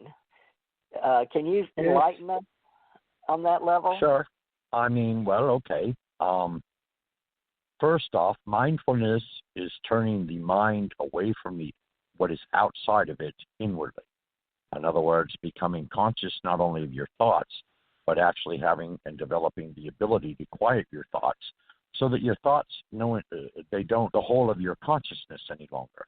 In other words, once you quiet the mind chatter, then you could say, from a Taoist perspective or a Zen perspective or a Buddhist perspective, any numerous different paths, this in turn, of course, brings about the observer, okay, which you could say is a little man or a little lady that sits at the very back of the brain, and basically they are observing everything that the brain is doing, and therefore they know what's about to happen before it even happens. So, of course, mindfulness also includes being very, very, very well aware of your thoughts, very well aware of what you speak, and very well aware of what your actions that come about from both those thoughts and what you're speaking. So mindfulness is a state of presence, of being in an absolute, completely peaceful state of being, that you are observing all that yourself is doing, and in turn you deliberately become mindful to a finite degree of everything that you're doing, so that in turn you are in control of not only what you're thinking, but also what you're speaking before you speak it, and of course your actions before you act. Now, the whole principle of mindfulness is to be able to detect that which is negative coming towards you and be able to step aside from it and allow it to flow by you. So therefore the negativity does not affect you whatsoever, because you are not in the path of the negativity, and therefore you actually step aside and allow it to go by you, or you watch it as it goes by. And this is what mindfulness. Now, you take it a step further, okay, and you can actually become mindful of the body. And this is something that we as Westerners have lost a great deal of touch with, because your body will actually tell you what it needs. It will tell you how it feels. It will tell you when it wants to rest. It will tell you when it's excited. It will tell you when it wants to eat. It will tell you when it wants to drink, which, of course, the eating and the drinking are autonomic. So basically, those are things we become physically aware of, regardless of how mindful we are as they actually aspire into needs, per se. Then, of course, there are other things. But yes, the frank fact of the matter is, okay, enlightenment, which is a term that's been battered around for the last 50 years, it used to say or stipulate that one's mind ascends to the extent of being superconscious. Okay, superconsciousness basically indicates that you are beyond the norm consciously, that you have elevated yourself and your source of knowledge or wisdom to a point that is far above normal access for regular human beings, or within the regular normal mindset, per se. Okay? Now, there are numerous paths of enlightenment. Some of them are done through meditation. Some of them are done through Tantra, which is then some are required through yoga. Some are acquired through sundry schools of thought and sundry schools of extremes to some degree, because back in the day, a very long time ago, monks used to spend numerous years in caves in complete isolation, and the only exposure they had to the outside world whatsoever was when someone would come along and actually bring them rice or some other dish to consume, so that in turn, of course, their physical self would not completely dwindle away, because naturally you have to have nourishment of some kind, and of course you must also take in water at a very bare minimum. Of course, you choose to imbibe in various fruit juices and things of that.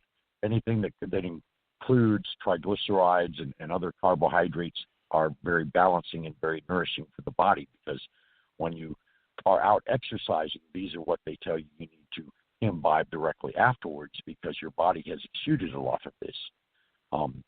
But anyway, so yes, now I personally happen to study Vajrayana Buddhism in this particular lifetime, and this is called the lightning path. So basically what one does is they sit in stillness and meditation, and it can take anywhere from 3 minutes to as long as 3 days or 3 weeks or 3 months or even 3 years, so I've been told, even though this is called the lightning path simply because 3 years in comparison to 30 years is very, very short indeed. But basically it is like you get to a point in meditation where you are so still in the center of your being that you reach up with the entirety of your being to the source of all, or God, or whatever name we wish to choose them as being, and you say, I wish to know all that I am capable of knowing. And they call it the lightning path because basically speaking, what actually physically happens is a bolt of lightning bringing it down and transits through the crown chakra, radiates all the way down to the feet, and then back up through the crown chakra and out. And during this procession of electrified field, one could say, one becomes illumined, or their consciousness completely shifts and is altered from that point forward, so that, in fact, they have a great deal more wisdom than they had before. And some say it is an inner knowing that all one has to do is ask a question, and the question is instantly answered.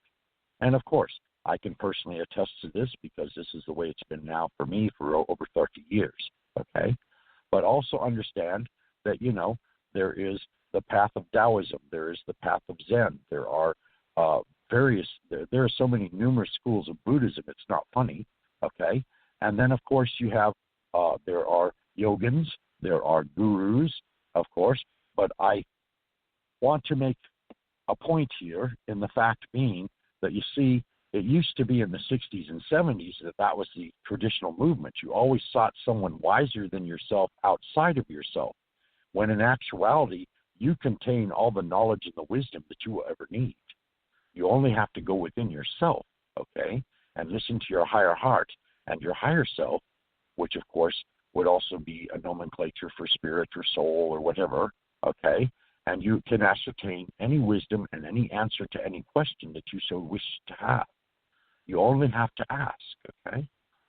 And that's the crux of it, okay? Mindfulness is a state of being in which you derive peace and serenity by turning inward.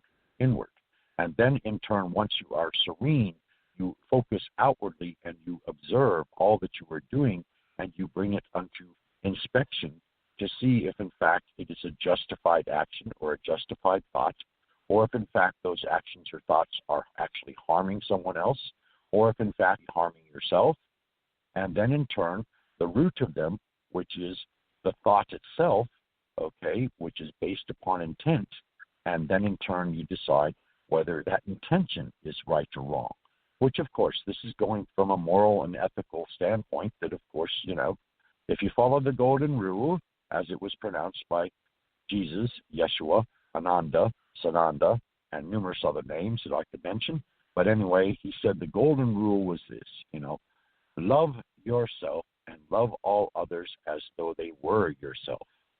Okay, that's the proper translation from the Aramaic. But anyway. Well, let me add this part. Go ahead. There's a saying on YouTube, and I can't tell you where it's from, but I'm looking at it, so I'm going to read it to you to make it a little simpler. Mindfulness is paying attention in a particular way, comma, on purpose, in the present moment, comma, without judgment.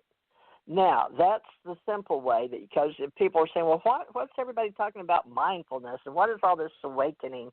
Well, it's a form of meditation, of being mindful of who you are, what you're feeling. And if I could get some of my children in their 50s right now, they're going through so much with menopause and anxious. And my one daughter just told me she went through $4,000 in less than 5 days. And I'm about, I've had to be okay. So there's other part, but we were like, it's all gone, just like that. But she cannot sit still. So, and I'm the one that always had the tarot and mother metaphysician and all of that, and she knows that. She knows I'm a pastor of our Ascension Church and all that, and she really believes in Yeshua and even has her Yeshua on her arm. But God bless her, she'll go through. You give her, it doesn't matter, a penny to probably $5 billion, she'd get rid of it faster than anybody I know.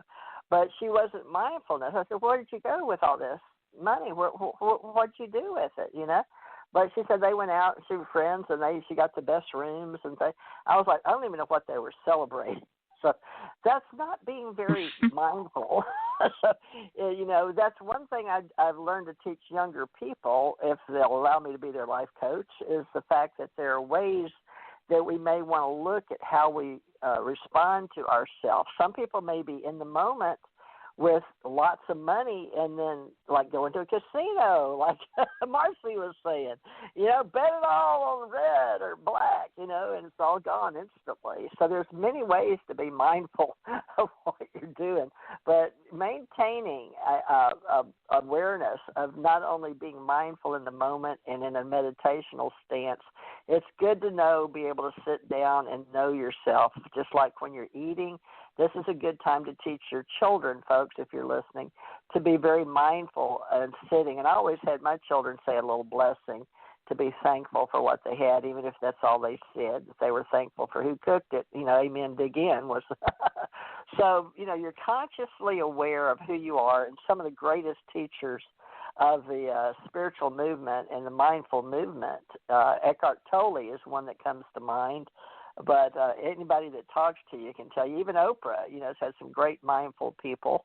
So, we're each individually in a circle of mindfulness with a frequently a being here now for everyone that wants to join our group. So this is a magical metaphysical moment, and the mindfulness and the headspace you're in, we hope you'll take the challenge. And it doesn't cost anything. I am forming an actual spiritual science church with the unconditional love and mindfulness, but we're building it together. So let's see. Richard talked and I talked. Richard, you want to pass it over? We still got 20 minutes, folks. It used to not be this long with me and Janet. We had somebody on, we'd interview them 2 hours, and it was gone. But these helping rotate seem to me longer. I don't know how long. Well, you could throw the board open. Richard, I have a question for you. Sure.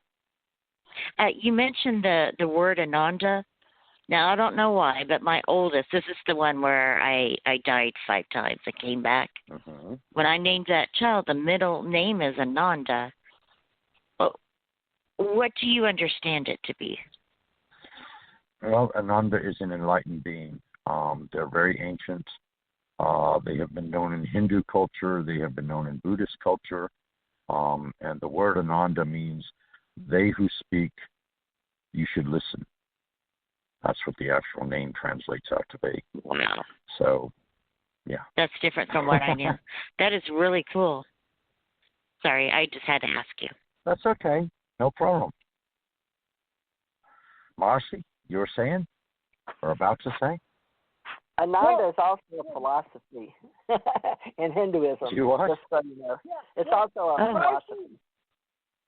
Christ's spiritual name is Ananda. We all have like astral names other than Richard said, Yeshua. A lot of that stillness and that energy and that restlessness, again, we were talking about that reaction. And I always like to say hormones and harmony go hand in hand. So a lot of these people that, you like that one, TJ? So, yeah. You mean like talking about my daughter? you like that? She went through 4,000 in less than 5 days, and she doesn't even know where she spent it. I'm like, for me, because here I am, old lady budgeting my senior, what they call it, secure, your old lady Social Security, trying to, put a little bit for my radio and my little church, to keep it going online in cyberspace culture, and she's going through what that's like maybe 1/4 of what I make all year, So, yeah, that's what you're talking about, right? Yeah, I like that. Well, the whole thing is, it's like Bashar, because I study Bashar and Chiron and Abraham, and basically they said that everything could be negative or positive. It's just the whole thing is we need to open space to be in that stillness to allow those energies to come through. Like when Richard was talking about our bodies. Like I always say, like when I eat, my body will close up when it says it's had enough. I call it the alien invasion, where when it's full, it closes up and it pushes it back like, okay, we don't want any more. Or you will feel different cells communicating or expressing. So if you get into that energy of listening to your body, of what it needs to do, then you'll be more in tune on more levels and more clear. If that makes sense to people. Well, if you can get my daughter to sit still long enough, she's got a bad case of ADHD. Oh, no. That's had it her whole life. And she has to be busy. both. I have No, two daughters that are very. Right. I have 4 daughters.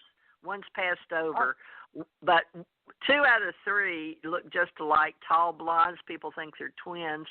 They have that high Irish or white skin with little freckles. You know, Angela was born blonde, 5'11". You know, very Nordic looking, and I was born pitch black hair, almost brown skin.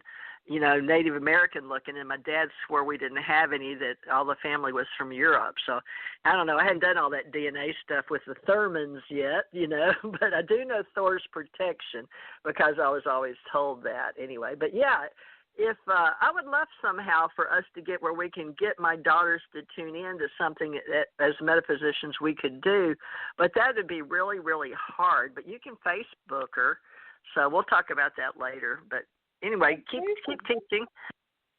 I had a friend that was a therapist, and she actually was a client of mine. And we would talk about ADH. The ADH children are basically the indigo children. They run at a high frequency, so they have to multitask.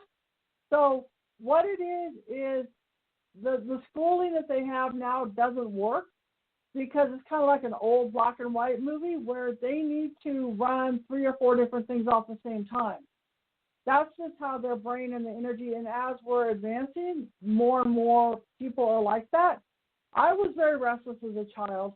I've had to learn to just finally sit, which I've been doing the last 2 weeks because I have no car, and just be at peace at whatever is thrown at me, whether I'm now working 2 days a week, my car is still in the shop, you know, and just learn to be in that Zen theta energy that's going on. And my tones get people into that energy, and that's why I said people use my tones because it hits the serotonin, and it gets people to either feel really, really, really relaxed or fall asleep. And when we hit those tones, either we go off to our guides or our guides come to us. Like while we're sitting here, I'm floating in and out of my body while I'm watching Rachel Ray with the sound off and listening to the radio. And also playing with the computer at the same time. So it's almost like 4 different things are getting me into that relax. And I've always been that way, where I do telepathy or energy. And so if your children need to have multitasking things, then it's just the way that the brains are wired. I can't sit still and do one thing. I check out. If that makes sense.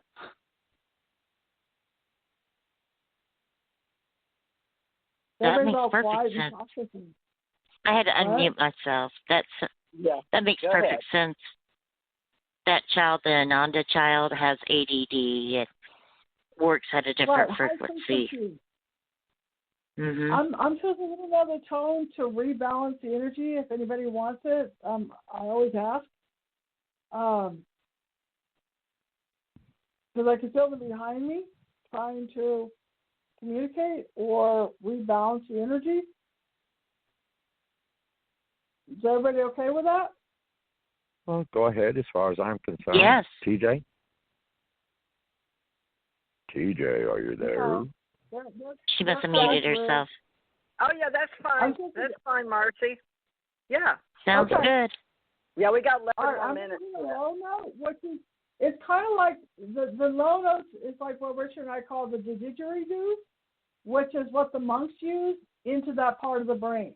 And he always says this for the lower chakras anyway, the survival. And then I'm going to hit a high note, which is the higher energies that are going on.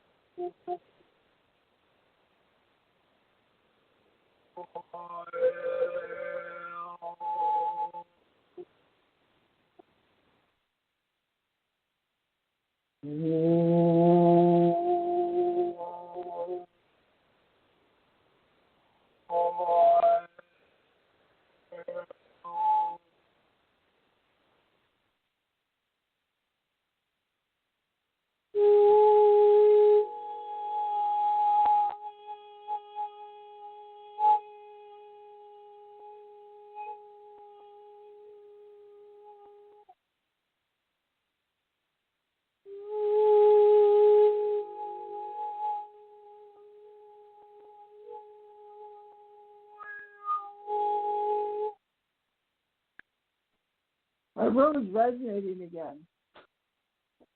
Yes. You like that?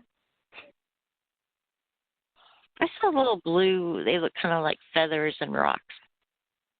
Strange. Oh, good. No, it's good. See, that's the right side of the brain. And those are the deal with the emotions. And then that's the energy where your body is giving you messages.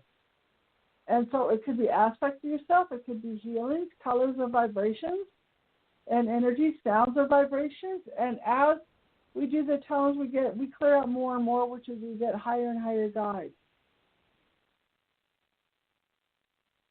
Yeah, and that helps us bring others to, if they're supposed to be here. Like Angela was drawn by divine will, is what I call it. When you don't really know what you're doing, but you're trying to be in mindfulness and be in the now, which she said she was trying to be, and yet here she is part of the major world exchange with everybody in the universe that I've been in contact with around the world, including a lot of huge organizations of spiritualness, mindfulness, yoga, Kriya yoga, like I said, Babaji and the Cobra breath technique, and even some people on LinkedIn, they're just all of a sudden tuning into me since I met Richard, and even more so now I met Marci.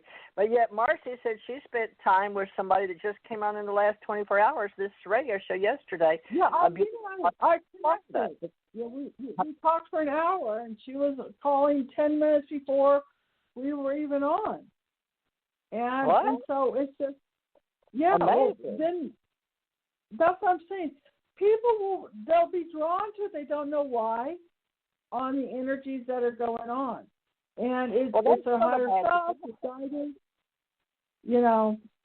Can we call that magical? Because I don't want to fight with people that there's no magic, which we have to in science. No, a lot of those start with science, or they don't believe. I mean, folks, I'm a scientist. I get called a scientist. I've written papers and been quoted in books in China and all kind of things. So I am considered a scientist, but it's more of a quantum scientist. But I'm a metaphysical science. But I want to know this magical word that I put up today. I can't even believe I put it up. It's so controversial.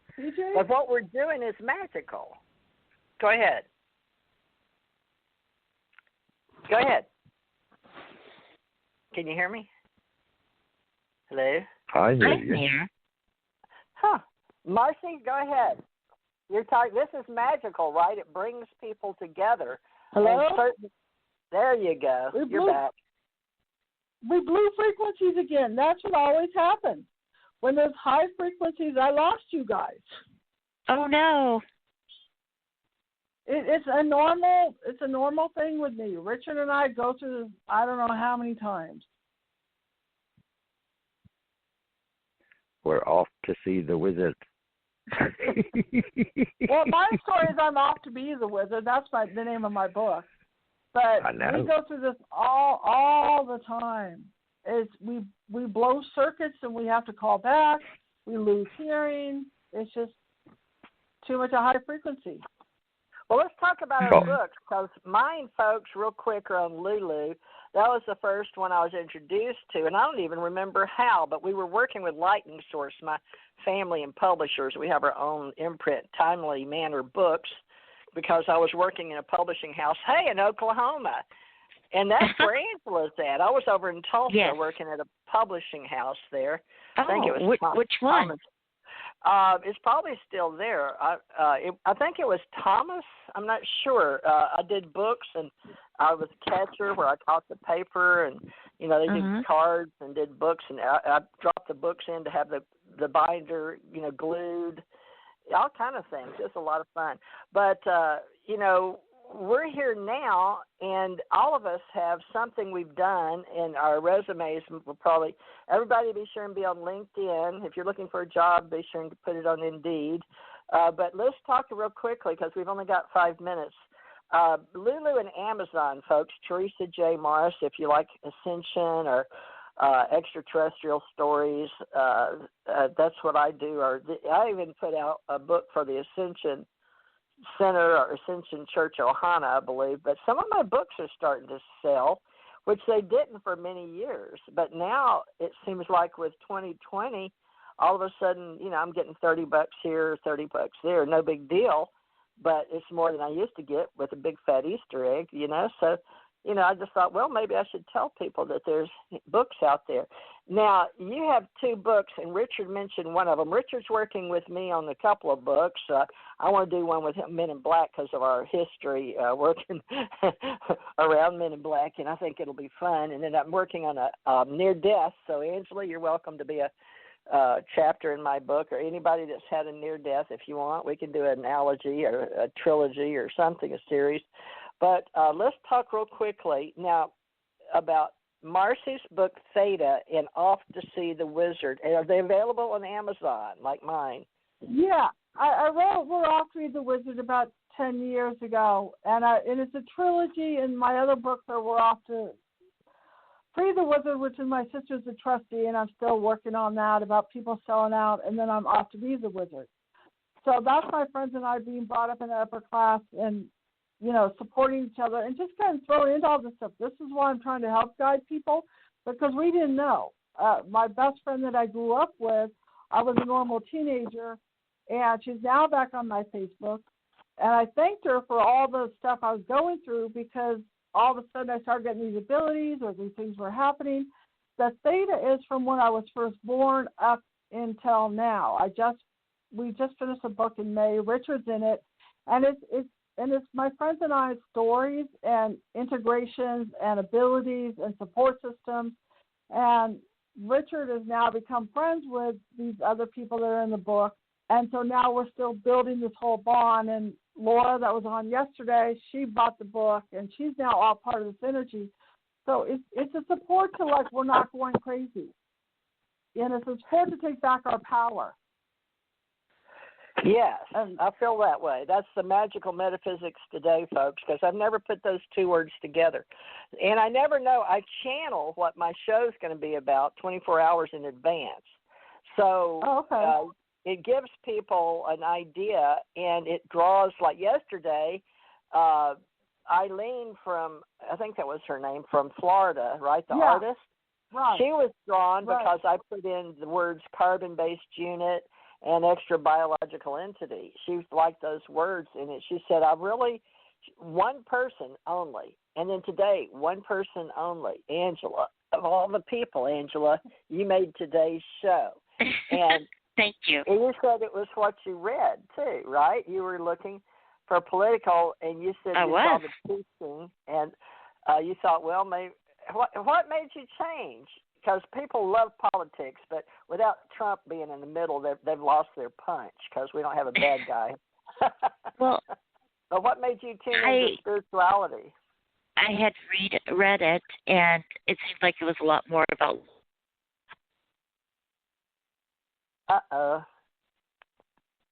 Can anybody else hear her? We lost her, I think. She's still here. Hold on. Angela, you haven't dropped, have you? Did your phone quit because your number's still showing? Frequency. Yeah. Yeah, we burn out satellites. Sorry. We burn out towers. Button. Sorry. Okay, can you go back? You tell us what you read over here that made you change When I your mind. read your blib, it seemed about there were some key factors, just the different things you had mentioned. I can't remember exactly. Recognizing his skills, his teaching skills, along with Marci Kosich's toning talents. The toning talents was a big thing to me. Sorry, I didn't mean to talk over you. No, that's good, Marci. I want Marci to hear that. I write it.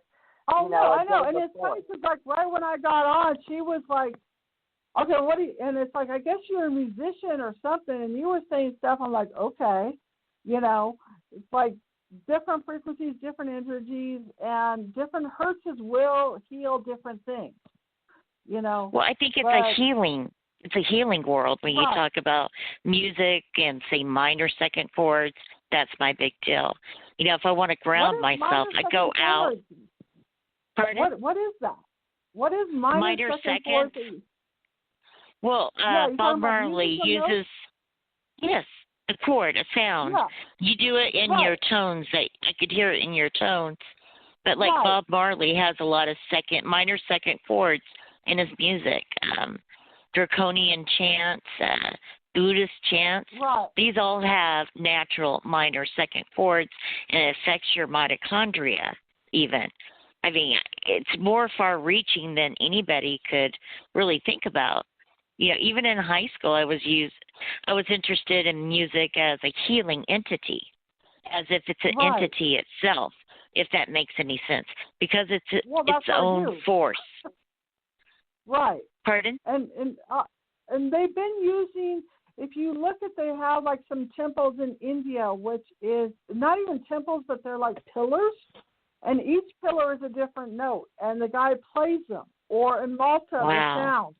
That's been going around for thousands of years, so it's all around the world. But with Rockefeller and the pharmaceutical in '36, changed all this stuff, and so it's actually lost art. Richard would I always use the pre-Aztec ones because Richard's always my sounding board with the tones. We will feel spirits or entities or masters or things moving or vibrations. You know, it's just been amazing with Richard and I talking the last 4 years. And usually we blow circuits and we have to call each other back 4 or 5 times. You know, we just throw up our hands and say, here we go again. Well, what I'm hearing, Marci, is since you do what you do, but you don't have a background in reading notes, not that you have to, because it's another. But minor second, and then intervals in music is basically, I took all that. You know, treble, clef, whole notes, half notes, you know, second intervals, minor fourths, all that. But that's a language, a fifth dimensional language as well. So, you know, when you put so we're sort of like each one of us is tuning in as an instrument today, and we're going to see if we can create a symphony. And an orchestra, yeah. An orchestra. And we are the tuning forks. Right. We are the tuning forks. And that's why I wanted to do my groups. I want to do all this other stuff to expand it and to teach. And I have people, they're like, can I sing? And I'm like, of course. You know, go along, do the tones with it. And, you know, kids love it. Males love it. There was somebody that was autistic and they love it. And because it's a universal. It's not like singing in words that we don't understand, but it's the right side of the brain. And so people really resonate with it. Did you ever watch Dune? People don't understand. What? Yes. Did you ever watch the movie Dune? You know that char sound that they do, that's his name as a weapon? That is a minor second. That is overtones. You know, I mean, there's so much knowledge everywhere. We just have to use new eyes, new ears, you know. And I'd like to know more, Richard, about the relationship between the others and us, the others being like Venusians, you know, all those different beings. Do you ever talk about that? Sure. I can channel anything. I just thought you may have written a book about it. You're very knowledgeable. Well, I have written a book. It's yet to be published. It's called The Seeker. It's supposed to be one of a trilogy. And basically, Seekers? The Seeker. I call myself a seeker. That's funny. Yeah. Go on, seeker, please. You know, true seeker. But anyway, it's more or less like a combination of Doctor Strange and the Green Lantern. And that would be even a down low as far as the amount of events and things that have happened or whatever. Mm. But anyway. Okay. Well, that's in the future offering, and there's lots of others. Yes, we're about to the countdown now. So by all means, if you want to put out there, do what? Yeah, we're already off the air, but the recording will still be here for YouTube and everywhere on the Spreaker and Stitcher and Spotify. Oh, so over let's time. tell people. Yeah, let's tell. They'll cut me. Well, I'm cut off, but I mean, I'm watching the clock count. The clock's gone, but it'll have this piece at the end. So let's tell everybody how to find us until we. I mean, I've got a bunch of websites out there, folks, but I don't have them where you can go list. I'm still searching for my main team. You know, for each day of 7 days, 6 days. I must keep Monday off. Monday never worked for 8 years for me. Something always happened. I'm very skeptical about Tuesday. But normally Wednesday, Thursday, Friday, Saturday, Sunday, I'm trying to build teams. that will help us with whatever topic of the day to pull in synergistically, people synergistically involved with me and what I'm doing with my vision for Ascension Church Ohana, which what I got from extraterrestrials. So let's tell everybody, how do we keep in touch? So everybody will be back here tomorrow, 4 to 6. We do readings, folks. So if you want to do mini a readings. reading. Mini readings, not readings, mini readings, okay? Okay, well, no, we're not going to sit here and read someone for 2 hours. I'm sorry. I'll bow out. You can have them, okay? Go I ahead, didn't Richard. come here for that intent, by the way.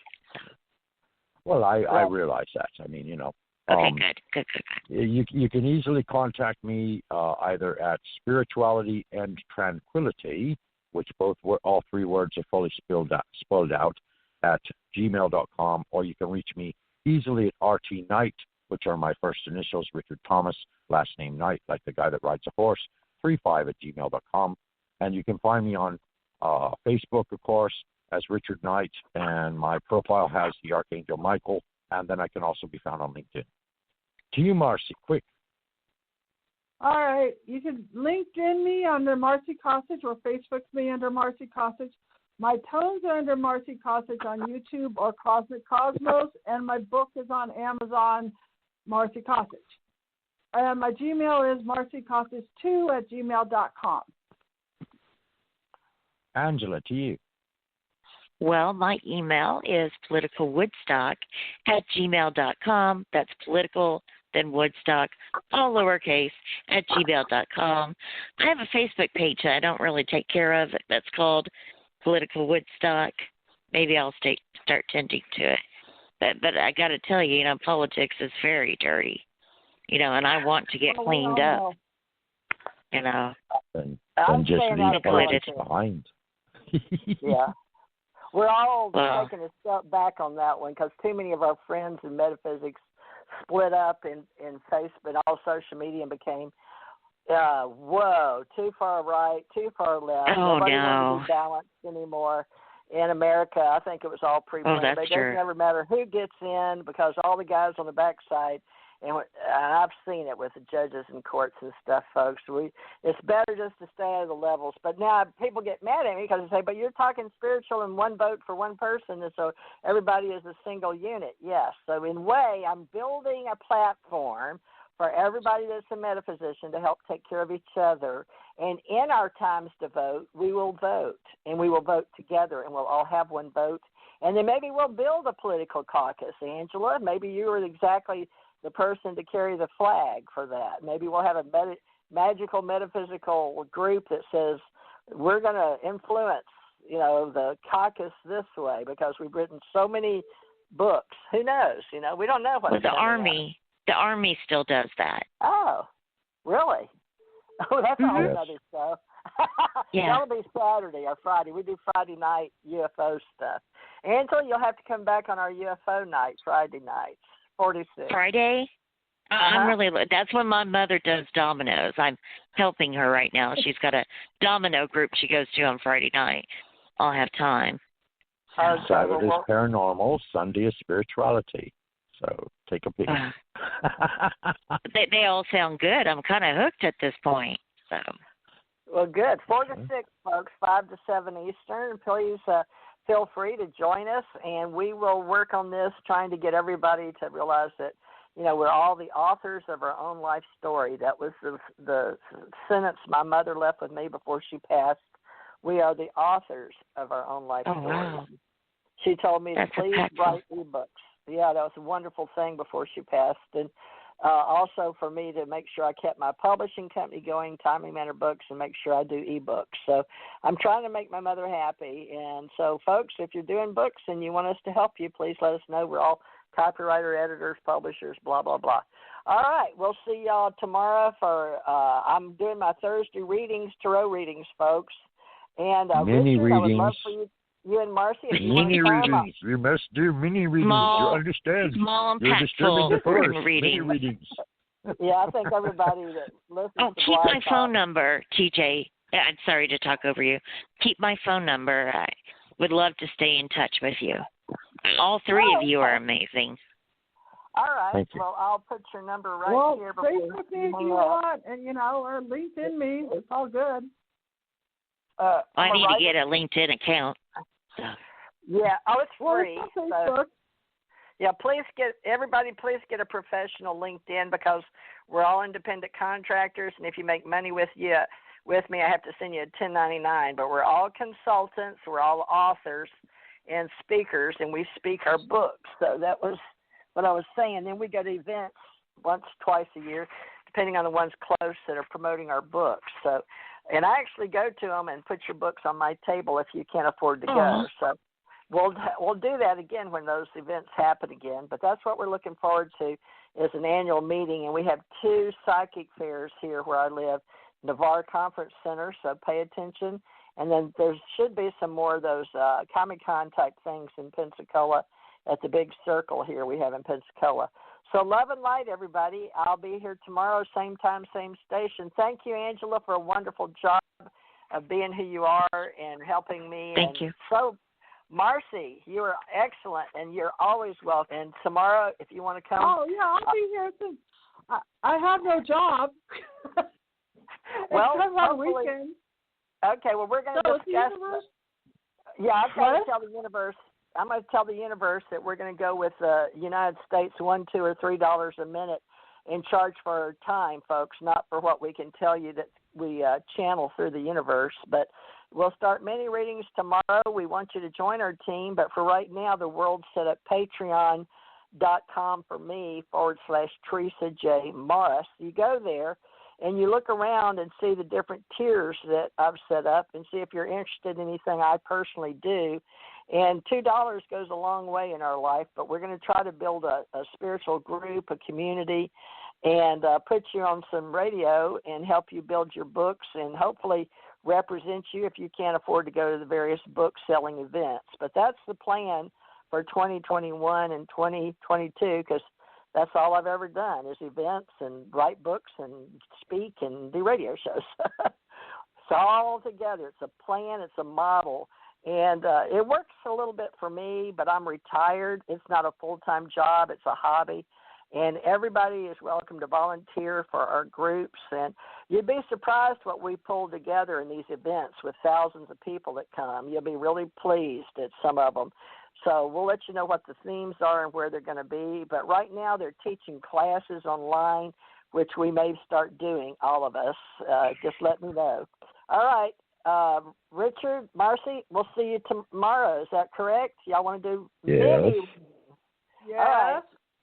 Okay. Love and light. We're going to cut out of here. Love and Thank light. you, everybody. Namaste. I'll build it. Namaste, everybody.